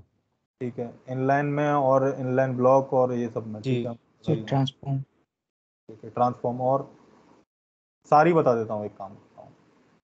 ठीक है, तो सबसे पहले हम डिस्प्ले पे चलते हैं। डिस्प्ले प्रॉपर्टी क्या करती है? डिस्प्ले में जैसे कि डिस्प्ले में कुछ अलग अलग वैल्यूज होती हैं। आपकी ब्लॉक होती है जो कि यूज होती है, आपकी फ्लैक्स होती है जो कि यूज होती है, इनलाइन होती है वो यूज होती है, इनलाइन ब्लॉक होती है, इनलाइन फ्लैक्स होती है वो यूज होती है। ये टेबल यूज नहीं होती, लिस्ट आइटम यूज नहीं होती, और कोई यूज नहीं होती। एक्चुअली ये टेबल वगैरह क्यों यूज होती है? जैसे इन फ्यूचर अगर टेबल टैग हटा दिया गया HTML से, तो आप CSS की मदद से यहाँ पर टेबल के थ्रू भी, डिस्प्ले टेबल के थ्रू भी आप टेबल क्रिएट कर सकते हो, लेकिन ये बहुत ज़्यादा कॉम्प्लिकेटेड पड़ जाता है, इससे अच्छा हमारा टेबल टैग ही रहता है। And I don't think so कि वो हटेगा। सबसे पहले हमारी प्रॉपर्टी आती है डिस्प्ले इनलाइन। ठीक है, इनलाइन बेसिकली क्या होता है, आपने अभी इनलाइन प्रॉपर्टी दे दी, ये मैं एक एलिमेंट ले लेता हूँ डिव, और डिव में मैंने दे दिया लॉरेन। ठीक है, इनिशियली डिव को क्या करते हैं, बैकग्राउंड कलर पास कर देते हैं ऑरेंज, सेव करते हैं, यहाँ पे चेक करते हैं, ये देखो ऑरेंज कलर आ रहा है मेरे पास, और आपको दिख रहा होगा कि ये पूरी की पूरी स्क्रीन को ग्रैब कर रहा है आपके। ऐसा इसलिए होता है, अभी मैंने जैसे बताया कि इन ब्लॉक लेवल एलिमेंट जो होते हैं वो आपकी पूरी स्क्रीन को ग्रैब कर लेते हैं ऑटोमेटिकली। उनकी विड्थ जो होती है वो अक्रॉस द स्क्रीन होती है, इसीलिए जब भी आप H1 लिखते हो और H1 के बाद कुछ भी चीज़ लिखते हो, कोई भी एलिमेंट लिखते हो, तो वो हमेशा नेक्स्ट लाइन से आता है। उसका रीज़न यही है कि जब उसने पूरी 100% विड्थ ले ली तो आगे वेब पेज पे जगह बची नहीं, तो वो नेक्स्ट लाइन में आ जाएगा। अभी क्या है कि ये डिव का काम था, अभी मेरे को अगर इसे इनलाइन बनाना है, इनलाइन मतलब ये सिर्फ और सिर्फ उतना ही कंटेंट ले, जैसे कि अभी एक काम करते हैं, हेलो भी डाल देता हूँ इसमें। ये कंटेंट पढ़ा रहा था, हो सकता है उस वजह से आप लोगों को लग रहा हो, हेलो डाल दिया मैंने, हेलो डाल दिया, फिर भी उतनी ही विड्थ आ रही है। अभी क्या करते हैं कि अगर इसे मुझे इनलाइन बनाना है, मतलब जितना इसका कंटेंट है ये उतनी ही अकॉर्डिंग ये स्क्रीन पर विड्थ ऑक्यूपाई करे, तो उसके लिए क्या करूँगा, क्लास लूंगा और मैंने यहाँ पे अभी हेलो दे दिया। हेलो में ऑलरेडी डिस्प्ले इनलाइन प्रोवाइड हो रही थी, इसको हटा देते हैं। ठीक है, यहाँ पे आपको देखने को मिल जाएगा, देखो सिर्फ और सिर्फ उतना ही स्पेस इसने लिया, आपको दिख रहा होगा, सिर्फ और सिर्फ उतना ही स्पेस इसने लिया। जब हमने डिव को इनलाइन बना दिया तो उसने ज़्यादा का ज़्यादा स्पेस नहीं लिया। इनलाइन में मैंने अभी आपको बताया था मार्जिन, हाइट और विड्थ काम नहीं करती, तो यहाँ पर एक काम करता हूँ, मैं मार्जिन देता हूँ 50 पिक्सल्स, हाइट देते हैं 100 पिक्सल्स, और इसकी विड्थ देते हैं 200 पिक्सल्स। सेव करते हैं, यहाँ पे चेक करते हैं, एक मिनट, मार्जिन काम करती है, सॉरी मार्जिन और पैडिंग काम करती है, पैडिंग भी लग जाएगी, पिक्सल्स पैडिंग भी लग जाएगी। हाँ देखो, मार्जिन और पैडिंग इस केस में काम करेगी, लेकिन आपकी हाइट और विड्थ काम नहीं करेगी। अभी मैं मार्जिन और पैडिंग दोनों को हटा देता हूँ, आप हाइट और विड्थ देख सकते हो, दोनों में से कोई भी काम नहीं कर रही है। ऐसा इसलिए होता है क्योंकि इनलाइन लेवल एलिमेंट पे आपकी हाइट और विड्थ अप्लाई नहीं हो सकती है। ठीक है, ऐसा करने के लिए जब मैं चाहता हूं कि हाइट और विड्थ अप्लाई हो जाए मेरे किसी एलिमेंट पे जो कि इनलाइन है, जैसे कि ये इनलाइन एलिमेंट है, वो मेरा इनलाइन बन गया, और मैं चाहता हूं कि ये इनलाइन की प्रॉपर्टी भी सपोर्ट कर ले। अभी मान लो कि जैसे मैंने यहाँ पे स्पैन लिख दिया, या फिर यहाँ पर स्पैन ही लिख देते, स्पैन लिख दिया मैंने, और स्पैन में हेलो स्पैन दिया, सेव किया। अभी देखना वो नेक्स्ट उसके जस्ट साइड बाय साइड ही होकर के आने लग जाएगा जो अपर टेक्स्ट होगा। लेकिन मैं चाहता हूं कि अभी जैसे इसकी हाइट और विड्थ भी ये एक्सेप्ट कर ले और ये इनलाइन भी बना रहे, मतलब इनलाइन मतलब जैसे अभी स्पैन इसके साइड में आ रहा है ना लिख करके, वैसे ही आया। तो इसके लिए क्या करूंगा मैं, इनलाइन ब्लॉक प्रॉपर्टी यहाँ पर प्रोवाइड करूंगा। तो देख रहे हो वो इनलाइन की ही सारी प्रॉपर्टीज कैरेक्टरिस्टिक्स लेकर के चल रहा है, लेकिन ये ब्लॉक की प्रॉपर्टी भी अप्लाई कर रहा है अपने ऊपर। अभी समझ में आया डिस्प्ले इनलाइन और इनलाइन ब्लॉक में क्या डिफरेंस होता है। डिस्प्ले मतलब completely hidden, display inline block. इसके अलावा एक चीज और होती है, देखो जो डिस्प्ले की प्रॉपर्टी होती है वो या तो इनलाइन होगी आपकी यूज, या इनलाइन ब्लॉक होगी, या फिर फ्लेक्स होगी, नन होगी, या ग्रिड होगी। तो अभी मैं आपको एक बात और बता दूं, फ्लेक्स का अभी मैं बेसिक आपको समझा दूंगा, और ग्रिड जितना भी है, ग्रिड बेसिकली हम ये चीजें अगर हम रिएक्ट में करें, रिएक्ट में इनसे रिलेटेड काम करें तो ज़्यादा बेहतर होगा। अभी काम करने का इनसे कोई मतलब नहीं है, पर फिर भी मैं फ्लेक्स के बारे में और ग्रिड के बारे में थोड़ा बहुत आपको बता दूंगा कि क्या है, कैसे काम करता है डिस्प्ले ग्रिड और डिस्प्ले फ्लेक्स। ठीक है, ये दोनों बहुत इंपॉर्टेंट एंटिटी है जिसकी मदद से हमें फ्रेमवर्क्स की भी कभी कभी हमें हटाना पड़ता है रेस्पॉन्सिव बनाने के लिए, हमें फ्रेमवर्क्स की भी जरूरत नहीं पड़ती है।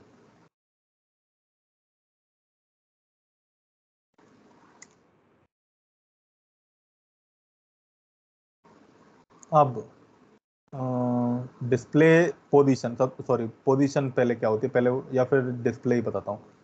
अभी मैंने क्या किया, एक डिव ले लिया, इस डिव को मैंने कुछ हाइट दे दी, विड्थ दे दी इसको 100, हाइट दे दी मैंने इसको 500 पिक्सल्स। ठीक है, ये ज़्यादा ही हो गया, तो 100 पे लेकर ये आ गया मेरा। अभी क्या है कि इसके अंदर मैंने डाल दिया हेलो कंटेंट।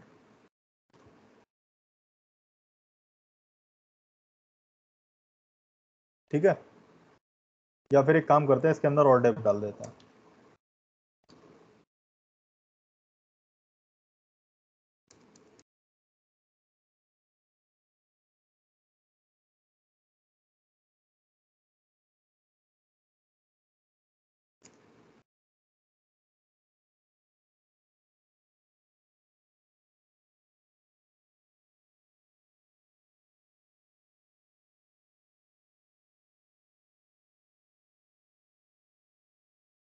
तो ये मेरे पास अलग अलग डिव आ गए काफी सारे, हेलो डिव लिखना है। तो मेरे पास यहाँ पर काफी सारे डिव आ गए, अभी देखना डिव 1 डिव 2 डिव 3 करके आ जाएगा यहाँ पे, हेलो डिव 1 डिव 2 डिव 3। ये एक्चुअली क्या मैंने डिव पे ही अप्लाई कर दिया था ना, काम करते क्लास दे लेते div.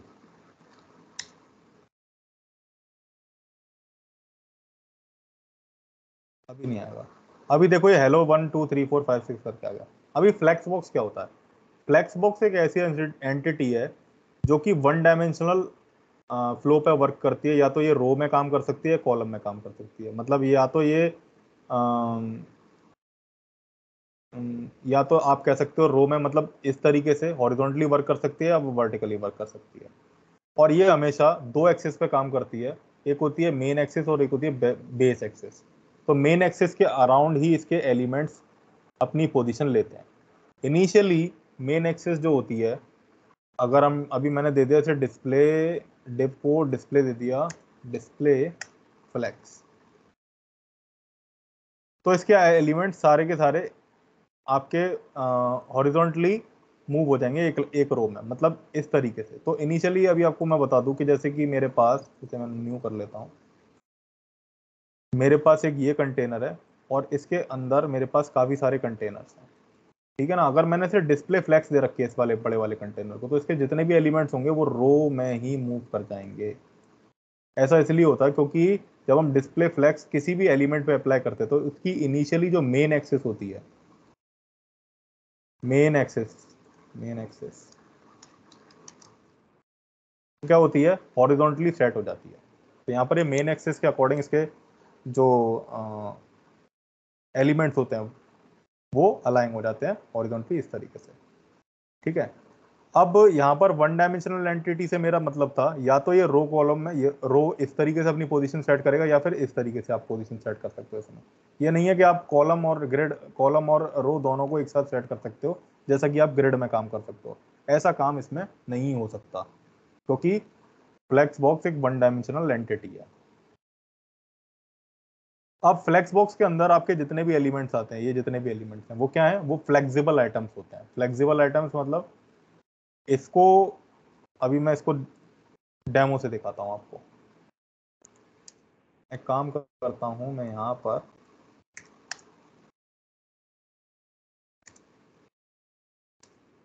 Dot div 1 dot div 2 dot div 3 dot div 4 dot div 5 ये ले लिया मैंने। हर किसी को भी मैं विड्थ वगैरह कुछ नहीं दे रहा, मैं सबको बैकग्राउंड कलर दे देता हूँ, बैकग्राउंड कलर ग्रीन, या फिर बैकग्राउंड कलर अलग अलग देंगे।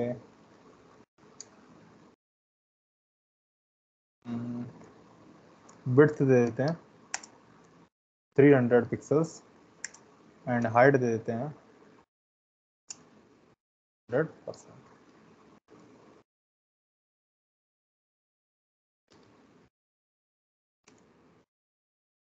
One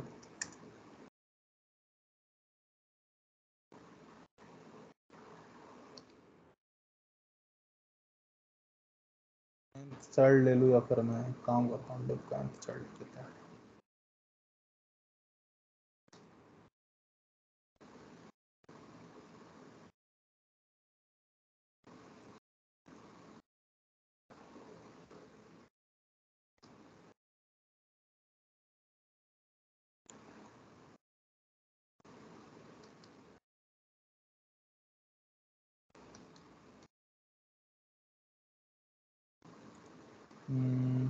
okay, div and child to n, ये तो होना चाहिए वैसे तो।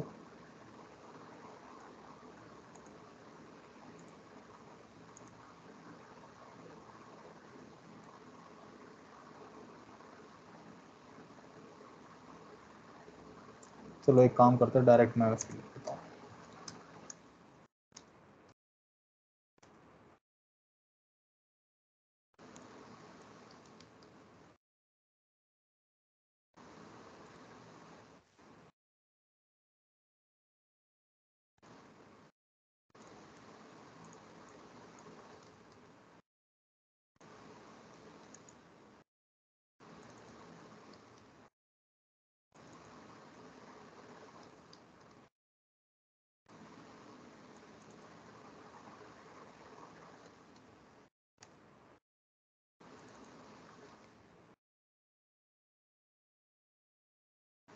ये देखो आपके पास ये कुछ एलिमेंट्स आ गए, ये ऑरेंज वाला तो इसी का ही था। तो यहाँ पर आप लोगों को दिख रहा है 100% हाइट। एक काम करता हूँ 90% देता हूँ, 90% हाइट देता हूँ। अभी आपको लोगों को दिख रहा होगा, एक काम करते हैं इसका कलर ऑरेंज रेड देते हैं, ऑरेंज ऑर्चिड देते हैं। अभी आप लोगों को दिख रहा होगा कि ये जितने भी एलिमेंट्स हैं वो सारे के सारे इस फ्लेक्स बॉक्स के अंदर, और जैसा कि मैंने कहा कि फ्लेक्स बॉक्स के अंदर जितने भी आपके एलिमेंट्स होते हैं वो सारे सारे फ्लेक्सिबल आइटम्स होते हैं। तो फ्लेक्सिबल आइटम से मेरा मतलब है, अभी आपने देखा विड्थ 300 पिक्सल्स की, तो 300 पिक्सल्स के अकॉर्डिंग अगर मैं देखूं तो यहाँ पर ये 300 पिक्सल्स तो है नहीं। अभी अगर मैं इसे 1300 पिक्सल्स भी दे दूंगा तो भी ये कोई फर्क नहीं पड़ेगा इसको, क्यों? क्योंकि फ्लेक्स बॉक्स के आइटम्स जितने भी थे फ्लेक्सिबल होते हैं। इसके लिए कौन सी प्रॉपर्टी लगती है अभी वो मैं बताऊंगा, इसकी एलिमेंट्स की एक्चुअल विड्थ और हाइट लेने के लिए। लेकिन अभी आप देखो ये खुद को स्क्रीन के अकॉर्डिंग एडजस्ट कर रहा है। और मैं एक काम और कर सकता हूं यहाँ पर ये हटाने के अलावा मैं दे देता हूं फ्लेक्स। एक काम करते ही दे देते हैं। तो आपने देखा फ्लेक्स 1 देने से भी मेरे पास जो आइटम आ गए जितने भी थे वो इक्वली हाइट और विड्थ उनकी एडजस्ट होकर के आ गई मेरे कंटेनर के अंदर। अभी इसकी हाइट के अभी इसकी जो मेन एक्सिस है वो क्या है, हॉरिजॉन्टली इस तरीके से सेट है। अभी अगर मुझे इसकी वर्टिकली मेन एक्सिस सेट करनी होगी तो मेरे को क्या करना पड़ेगा, जो पेरेंट है यानी कि जो पेरेंट है उस पर जाकर के एक प्रॉपर्टी अप्लाई करनी पड़ेगी जिसे हम कहते हैं फ्लेक्स डायरेक्शन। दो डायरेक्शन होती है, एक रो होती है, रो पे अभी आपको दिखाया मैंने कि हॉरिजॉन्टली सेट हो गई और बाय डिफॉल्ट रो ही होती है। एक होती है कॉलम, कॉलम मैंने ले लिया और यहाँ पर दिखाया, तो अब ये देखना कॉलम के अकॉर्डिंग सेट हो जाता है। तो दो तरीके की डायरेक्शन होती है, एक होती है कॉलम रिवर्स और एक होती है रो रिवर्स। जस्ट इसका रिवर्स कर देना वो होती है कॉलम रिवर्स, रो का रिवर्स कर देना वो होती है रो रिवर्स। उसके बारे में मैं डिफरेंस नहीं बताऊंगा। एक और मैं बात बताता हूं कि आपकी डिव पर जितनी मतलब ये फ्लेक्स आप इस पे अप्लाई कर रहे हो, डिस्प्ले फ्लेक्स, तो फ्लेक्स बॉक्स की जितनी भी प्रॉपर्टीज होंगी मोस्टली प्रॉपर्टीज का जो इफेक्ट होगा उसके चाइल्ड पे पड़ेगा और वो आपको लगानी कहाँ पड़ेगी, पेरेंट में। फ्लेक्स की मोस्टली प्रॉपर्टीज पेरेंट में लगती है और उनका इफेक्ट कहाँ पड़ता है, उसके चाइल्ड पे। Except some properties like flex grow, flex shrink, ये कुछ प्रॉपर्टीज होती हैं जिनका इफेक्ट आपके डायरेक्ट इस पेरेंट पे भी पड़ जाता है। अभी जैसे क्या है कि मुझे ये जो हेलो डिव 1 है इसका कंटेंट बिल्कुल सेंटर में लेकर के आना है यहाँ पे, ठीक है ना। तो उसके लिए मैं क्या करूंगा, इस वाले डिव पे जाऊंगा यानी कि डिव 1 पे मैं गया और यहाँ पर मैं क्या करूंगा, जस्टिफाई कंटेंट सेंटर एंड अलाइंग आइटम्स सेंटर। अभी ये अप्लाई नहीं हुआ है, एक काम करते हैं इसमें डिस्प्ले फ्लेक्स लगानी पड़ेगी मेरे को, डिस्प्ले फ्लेक्स। अभी अप्लाई हो गया और देखो आपने देखा हॉरिजॉन्टली और वर्टिकली ये मेरा टेक्स्ट सेंटर में आ गया। मैं ऐसे एक प्रॉपर्टी और दे सकता था, इनहेरिट, तो भी ये सेम वही वर्क करता। अभी ऐसा क्यों हो रहा है, इनहेरिट देने पर भी ये वही वर्क कर रहा है? किसी को पता है इनहेरिट देने पर ये वही वर्क क्यों कर रहा है? हेलो सर पेरेंट की प्रॉपर्टी को इनहेरिट करता है। हाँ, पेरेंट की प्रॉपर्टी को इनहेरिट करके यहाँ पर चल रहा है और पेरेंट की प्रॉपर्टी इसने इनहेरिट करके यहाँ पर अप्लाई कर दी है, ठीक है। तो दो प्रॉपर्टी होती है, एक इनिशियल और एक इनहेरिट। इनिशियल मतलब जो इसकी बाय डिफॉल्ट प्रॉपर्टी होती है, इनहेरिट मतलब अगर आपको कोई पेरेंट से प्रॉपर्टी इनहेरिट करनी होती है तब हम इनहेरिट लगाते हैं, डिस्प्ले इनहेरिट, ठीक है। तो इस तरीके से वर्टिकली और हॉरिजॉन्टली सेंटर हो जाता है। एक और ट्रिक होती है वो मैं बाद में बताऊंगा जब हम रिएक्ट करेंगे, जहां पर हमें ये प्रॉपर्टी तीनों नहीं लगानी पड़ेगी, जस्ट हमारा जो कंटेंट होता है वो बिना डिस्प्ले फ्लेक्स और जस्टिफाई कंटेंट अलाइंग आइटम सेंटर के सेंटर में आ जाता है। यानी वो प्रॉपर्टी ये होती है, डिस्प्ले कंटेंट होती है,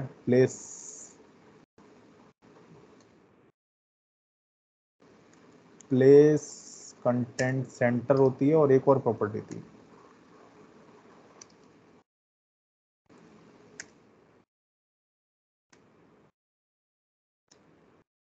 शायद से ये थी वो प्रॉपर्टी, हाँ यही थी। ये प्रॉपर्टी होती है डिस्प्ले ग्रिड और प्लेस कंटेंट सेंटर। इसके मदद से भी आप किसी भी एलिमेंट के कोई भी कंटेंट को सेंटर में रख सकते हो, जैसे कि अभी मैंने इसमें रख दिया, देखो रिफ्रेश करने पे भी वो वही रहेगा, ठीक है। तो इस तरीके से भी आप सेंटर हॉरिजॉन्टली और वर्टिकली सेंटर ला सकते हो कंटेंट को। तो ये कुछ चीज थी फ्लेक्स बॉक्स के बारे में। एक और होती है फ्लेक्स बॉक्स में ऑर्डर। अब आपको ऑर्डर सेट करना है। ऑर्डर से मेरा मतलब है कि जैसे कि अब आपको ये वाला, ये बाय डिफॉल्ट जो ऑर्डर होता है फ्लेक्स बॉक्स के आइटम का वो होता है 0। अगर मैंने इसको 5 वाले को 1 दे दिया, ऑर्डर 1 सेव किया, इसे डिस्प्ले देना पड़ेगा, डिस्प्ले फ्लेक्स भी काम करेगी इसमें प्रॉपर्टी इसके। ओ सॉरी सॉरी सॉरी सॉरी थी वो ऑर्डर ही थी, और ऑर्डर इस तरीके से नहीं इसी तरीके से लगेगी।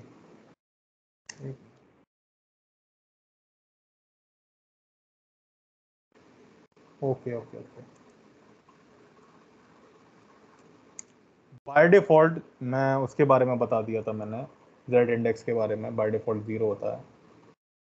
एक्चुअली जो ऑर्डर होता है, जितने भी फ्लेक्स आइटम्स होते हैं आपके, बाय डिफॉल्ट 1 ही होगा। यहाँ पर जैसे कि अगर मैंने इसको 1 दे दिया, ऑर्डर 1, तो ये नीचे ही रहेगा ये जो है, क्योंकि क्या है कि सबका ऑर्डर 1 है, इसका भी ऑर्डर 1 है, इसका भी 1 है, इसका भी 1 है, इसका भी 1 है।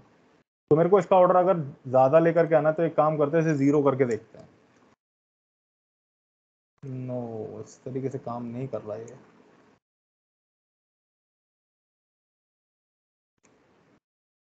इसका ऑर्डर कम करके देखें, ऑर्डर 2, ऑर्डर 2, ऑर्डर 2, देन ये ऊपर चली जाएगी। ओके, मैंने क्या किया, मैंने बाकी सारी फ्लेक्स आइटम्स थे, सबका ऑर्डर क्या कर दिया, 2 कर दिया, और बाय डिफॉल्ट इसका ऑर्डर 1 था, तो ऑर्डर 1 जो था वो हमेशा 2 से छोटा होता है, इस वजह से क्या हुआ, सबसे पहले आ गया। तो एक ऑर्डर नाम से भी प्रॉपर्टी होती है, जिसकी मदद से आप अपने एलिमेंट्स का ऑर्डर, फ्लेक्स आइटम्स का ऑर्डर सेट कर सकते हो। क्लियर? ये कुछ फ्लेक्स बॉक्स के बारे में भी बेसिक जानकारी या इंफॉर्मेशन थी जो मैंने बता दी आप लोगों को। अभी हम ग्रिड के बारे में एक काम और करता हूँ, ग्रिड के बारे में और मैं बताता हूँ आप लोगों को, ठीक है? तो फ्लेक्स बॉक्स के बारे में पता है, थोड़ा सा बता दिया मैंने, सही रहा इतना? पता चला सही? Hello, yes sir. Yes sir. कोई डाउट इधर तक? नो। ओके, अब डिस्प्ले ग्रिड के बारे में पढ़ते हैं। अच्छा, ग्रिड के बारे में किस किस को पता है कि ग्रिड होता क्या क्या है बेसिकली? ग्रिड के बारे में पढ़ा है अभी तक? सर जैसे बूटस्ट्रैप वो होती है ना, उसके क्या? अंदर वो ग्रिड बूटस्ट्रैप जो यूज होती है ना, तो उसके अंदर वो सर ग्रिड बेसिस पे ही करते हैं जैसे। हाँ, तो उसके अंदर सर 1 FR 1 FR करके जैसे हम अपने अकॉर्डिंग एडजस्ट करते हैं। आपकी आवाज है ना, आपकी आवाज इको हो रही है। हेलो, हाँ सर, अब आ रही है आवाज? आवाज तो आ रही है, लेकिन इको हो रही है। इको मतलब बार बार रिपीट हो रही है। पता नहीं।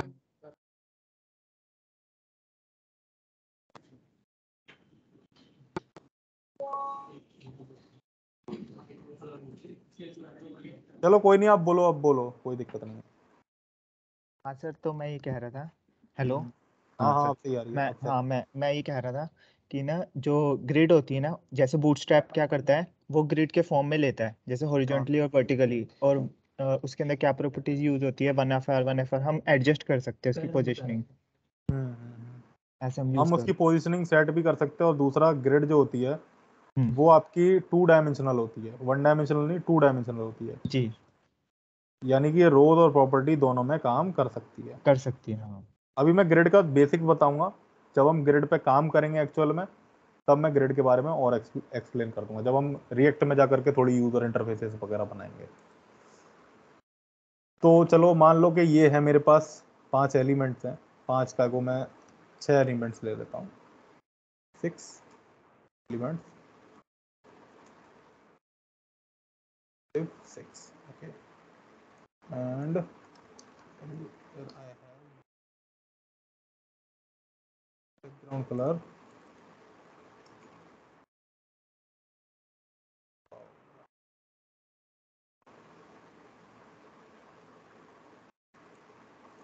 इन सबको हटा देता हूँ।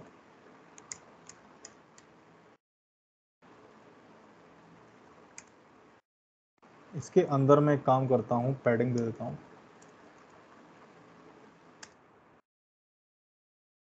टिक करता हूँ, यहाँ पर ये मेरे पास 20 पिक्सल्स की पैडिंग आ गई, लेकिन ये बड़ा भी हो गया। विड्थ 100%, ओके,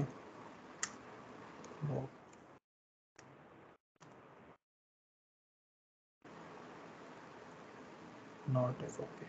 अभी मैंने बताऊंगा ये मैंने क्या किया बॉक्स साइजिंग बॉर्डर बॉक्स, अभी मैं बता दूंगा। तो ये मेरे पास एलिमेंट्स आ चुके हैं। अभी सेम वही काम होगा जैसे कि मैं फ्लेक्स पे अप्लाई करता था, डिस्प्ले ग्रिड इसको भी दे दूंगा। तो इसको दे देता हूँ display grid, display grid save किया। इससे कोई भी इफेक्ट ज़्यादा नहीं पड़ेगा, मतलब इस तरीके से एलिमेंट तो आ गया लेकिन कोई भी इफेक्ट नहीं पड़ेगा, आपको 2 डायमेंशनल एंटिटी नहीं दिखेगी। इसके लिए आपको क्या करना पड़ेगा, एक प्रॉपर्टी लगानी पड़ेगी। प्रॉपर्टी बेसिकली जो प्रॉपर्टी लगेगी वो 2 तरीके की प्रॉपर्टी होती है, एक तो ग्रिड टेम्पलेट कॉलम होती है और एक ग्रिड टेम्पलेट रो होती है। तो सबसे पहले ग्रिड टेम्पलेट कॉलम लगाते हैं। अभी जैसे क्या है कि मेरे को इन बॉक्सेस को 3 अलग अलग रोज में डिवाइड करना है, तो मैं दे दूंगा अलग अलग रोज के according 200 pixels 100 pixels 200 pixels. Save किया, यहाँ पर चेक किया तो आपको दिख रहा है 200 200 200 पिक्सल्स के मेरे पास 3 कॉलम आ चुके हैं। अभी मैं चाहता हूँ कि ये ऑटोमेटिकली तीनों के तीनों कॉलम ये ऑटो हो जाए, मतलब अपने आप ही विड्थ ले ले इस पूरे ब्लॉक की। तो इसके लिए मैं क्या करूँगा, यहाँ पर पिक्सल की जगह ऑटो ऑटो ऑटो दे दूंगा। ठीक है, अभी चेक करते हैं तो ये देखो ऑटो ऑटो ऑटो दे करके आ गया। अभी मैं चाहता हूँ कि ये मेरे पास 2 रोज थी, मतलब रोज तो मेरे पास 2 ही हैं, इन रोज की भी हाइट और विड्थ में अगर देना चाहता हूँ तो मैं दे दूंगा ग्रिड टेम्पलेट रोज। ग्रिड टेम्पलेट रोज में मैंने पहली रोज दे दी 200 पिक्सल्स की और दूसरी दे दी 300 पिक्सल्स की। सेव करते हैं, अभी चेक करते हैं। देखो पहली 200 की आ रही, तीसरी 300 की आ रही है। अभी आप चाहते हो कि ऑटोमेटिकली हो तो ऑटो ऑटो ले लो।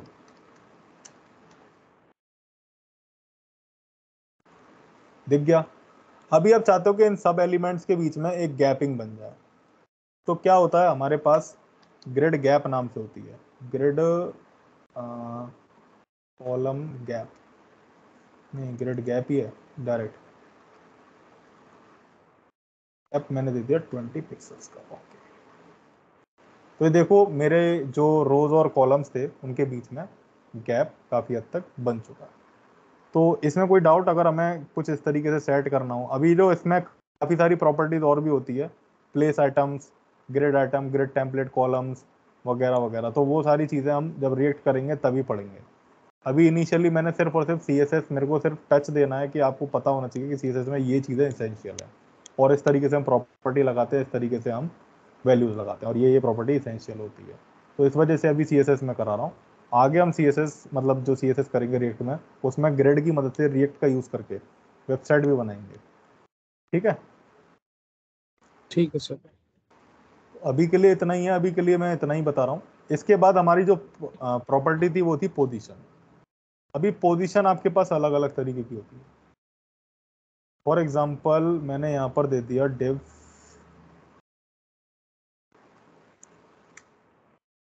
पोजीशन। अच्छा, बाय डिफॉल्ट पोजीशन जो होती है, जैसे कि अभी कोई भी एलिमेंट मैंने ले नहीं रखा, मतलब मान लो कि ये जो ऑरेंज कलर का डिव था, इसकी बाय डिफॉल्ट जो पोजीशन होगी वो होगी स्टैटिक।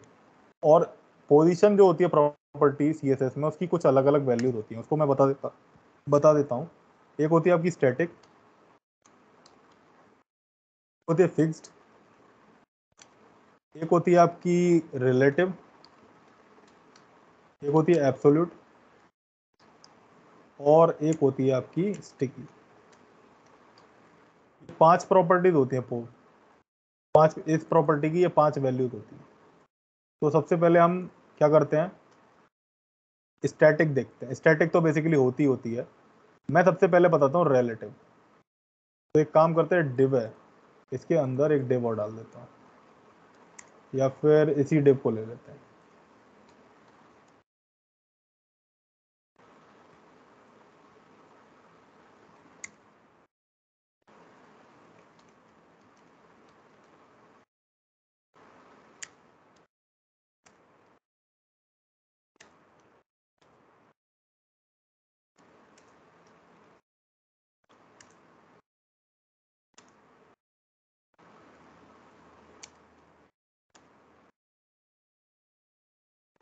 अभी ये कंटेंट इस तरीके से आ रहा है। स्टैटिक को छोड़ करके बाकी ये चारों प्रॉपर्टीज आप जब भी लेते हो तो आपके साथ 4 प्रॉपर्टी, मतलब पोजीशन की ये चारों वैल्यू जब भी आप लेते हो स्टैटिक को छोड़ करके, तो आपके पास 4 नई प्रॉपर्टी एक्टिव हो जाती हैं। उन 4 नई प्रॉपर्टीज का नाम है, एक होती है टॉप, एक होती है बॉटम, एक होती है लेफ्ट, और एक होती है राइट। जैसे ही आप स्टैटिक को छोड़ करके बाकी इस 4 में से किसी भी प्रॉपर्टी की वैल्यू पास करते हो तो उस एलिमेंट पे ये 4 नई प्रॉपर्टी और एक्टिव हो जाती हैं। अभी पोजीशन रिलेटिव का मतलब है इसकी करंट पोजीशन से top bottom left right move करना, इसकी करंट पोजीशन से। ओके, करंट पोजीशन से इन द सेंस अभी जैसे ये यहाँ पर है, ये यहां से ही अपनी टॉप बॉटम लेफ्ट राइट को कैलकुलेट करेगा। देखना मैंने दे दिया लेफ्ट से 400 पिक्सल्स या फिर 100 पिक्सल्स, ज्यादा हो जाता नहीं तो। ये देखा लेफ्ट से वो 100 पिक्सल्स मूव कर गया। अभी मैं टॉप से दे देता हूँ 200 पिक्सल्स, सेव करते हैं। ये देखो टॉप से 200 पिक्सल्स मूव कर गया। तो अपनी करंट पोजीशन से वो मूव कर रहा है जब मैंने उसे रिलेटिव दे दी। अब आती है बात एब्सोल्यूट की। एब्सोल्यूट बेसिकली क्या करता है, अपनी करंट पोजीशन नहीं लेता, अपने पेरेंट की पोजीशन देखता है जब वो एब्सोल्यूट नहीं है। मतलब अगर इससे बाहर वाला एब्सोल्यूट नहीं है, वो स्टैटिक वगैरह कुछ भी है, तो सबसे पहले अपने से बाहर वाले की पोजीशन देखेगा, अपने बाहर वाले की अकॉर्डिंग ही अपनी पोजीशन को सेट करेगा। फॉर एग्जांपल राइट अगर मैं 0 देखूं तो वो राइट 0 यहाँ पे मिलेगा। देखना अगर मैं टॉप लेफ्ट की जगह यहाँ पर इस प्रॉपर्टी को दूं राइट, और राइट में मैंने दे दिया 100 पिक्सल्स, तो राइट से 100 पिक्सल ले लेगा, यानी कि यहाँ से देखो राइट से 100 पिक्सल्स। अब वो राइट से इधर तो नहीं जा रहा, अभी मैं टॉप से और बॉटम से ले लूँ, बॉटम से 100 पिक्सल्स, तो बॉटम कहाँ है पेरेंट का, पेरेंट का बॉटम है यहाँ पे। बेसिकली वो यहाँ पर आ जाएगा, यहाँ पर, क्योंकि बॉटम यहाँ पर कंसिडर किया जाएगा। अभी सेव करते हैं और यहाँ पे चेक करते हैं, तो देखो ये बॉटम से 100 पिक्सल्स ले रहा है। अभी मुझे राइट में और बॉटम में यानी कि यहाँ पर पहुँचाना है, तो मैं क्या करूँगा, राइट से ले लूँगा पिक्सल्स और बॉटम से 100 पिक्सल्स। तो देखो राइट और बॉटम से पहुंच गया। तो क्या कर रहा है, अपनी पेरेंट की पोजीशन को देख करके ये मूव कर रहा है अपने आप को। इसके बाद आता है हमारा फिक्स्ड। फिक्स्ड के लिए काम करते हैं, एक डिव ले लेते हैं और इस डिव में इसे पेस्ट कर देते हैं, इसको कुछ कंटेंट दे देते हैं लॉरम, लॉरम में हम दे देते हैं 2000 ले लेते हैं।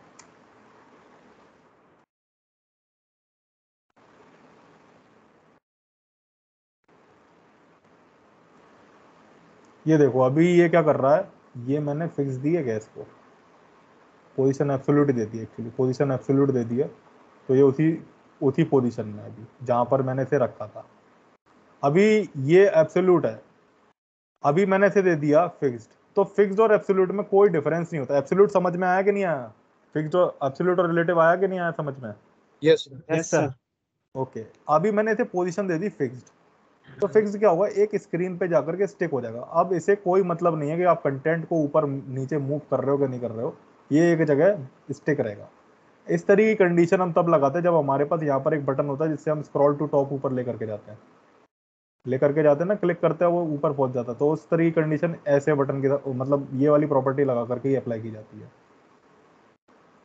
वहीं पर अगर अभी मैं एब्सोल्यूट को देखूं तो वो मूव कर रहा था इस कंटेंट के साथ, देखो, लेकिन फिक्स्ड मूव नहीं कर रहा, वो एक जगह फिक्स्ड हो गया है। सेव किया, ये फिक्स्ड प्रॉपर्टी मैंने लगा रखी है, ये देखो एक जगह फिक्स्ड हो गया है। तो हमारे पास फिक्स्ड हो गया, रिलेटिव हो गया, एब्सोल्यूट हो गया। अब स्टिकी आता है। स्टिकी के लिए मुझे कंटेंट थोड़ा सा और ज्यादा लेना पड़ेगा।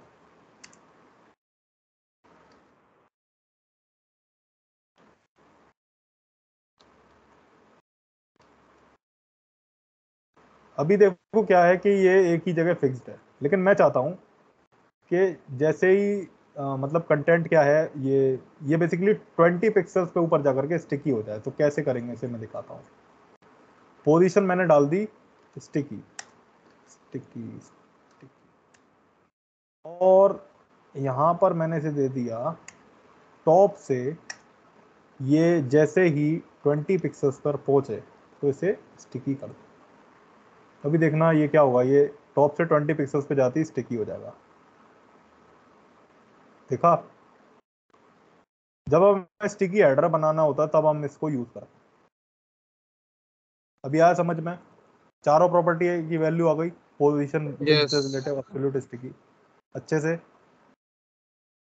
अब फ्लेक्स बॉक्स के बाद आता है, एक काम करते हैं, अब तो ज़्यादा टाइम हो चुका है, अब हम कल से करेंगे इमेज ट्रांसफॉर्म टॉप वगैरह, टॉप लेफ्ट राइट बॉटम तो मैंने बता दी है, जेड इंडेक्स, ओवरफ्लो, विजिबिलिटी भी बता दी है, फॉन्ट रह गई है।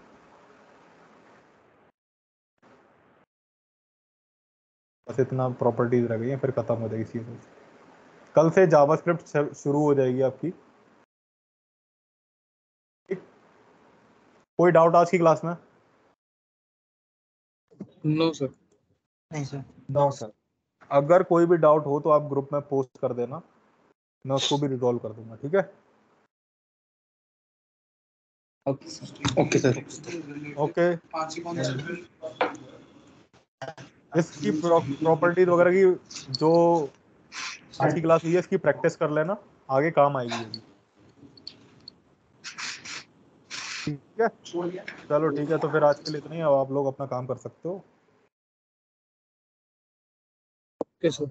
Okay okay okay, bye. Thank you sir. Okay okay, bye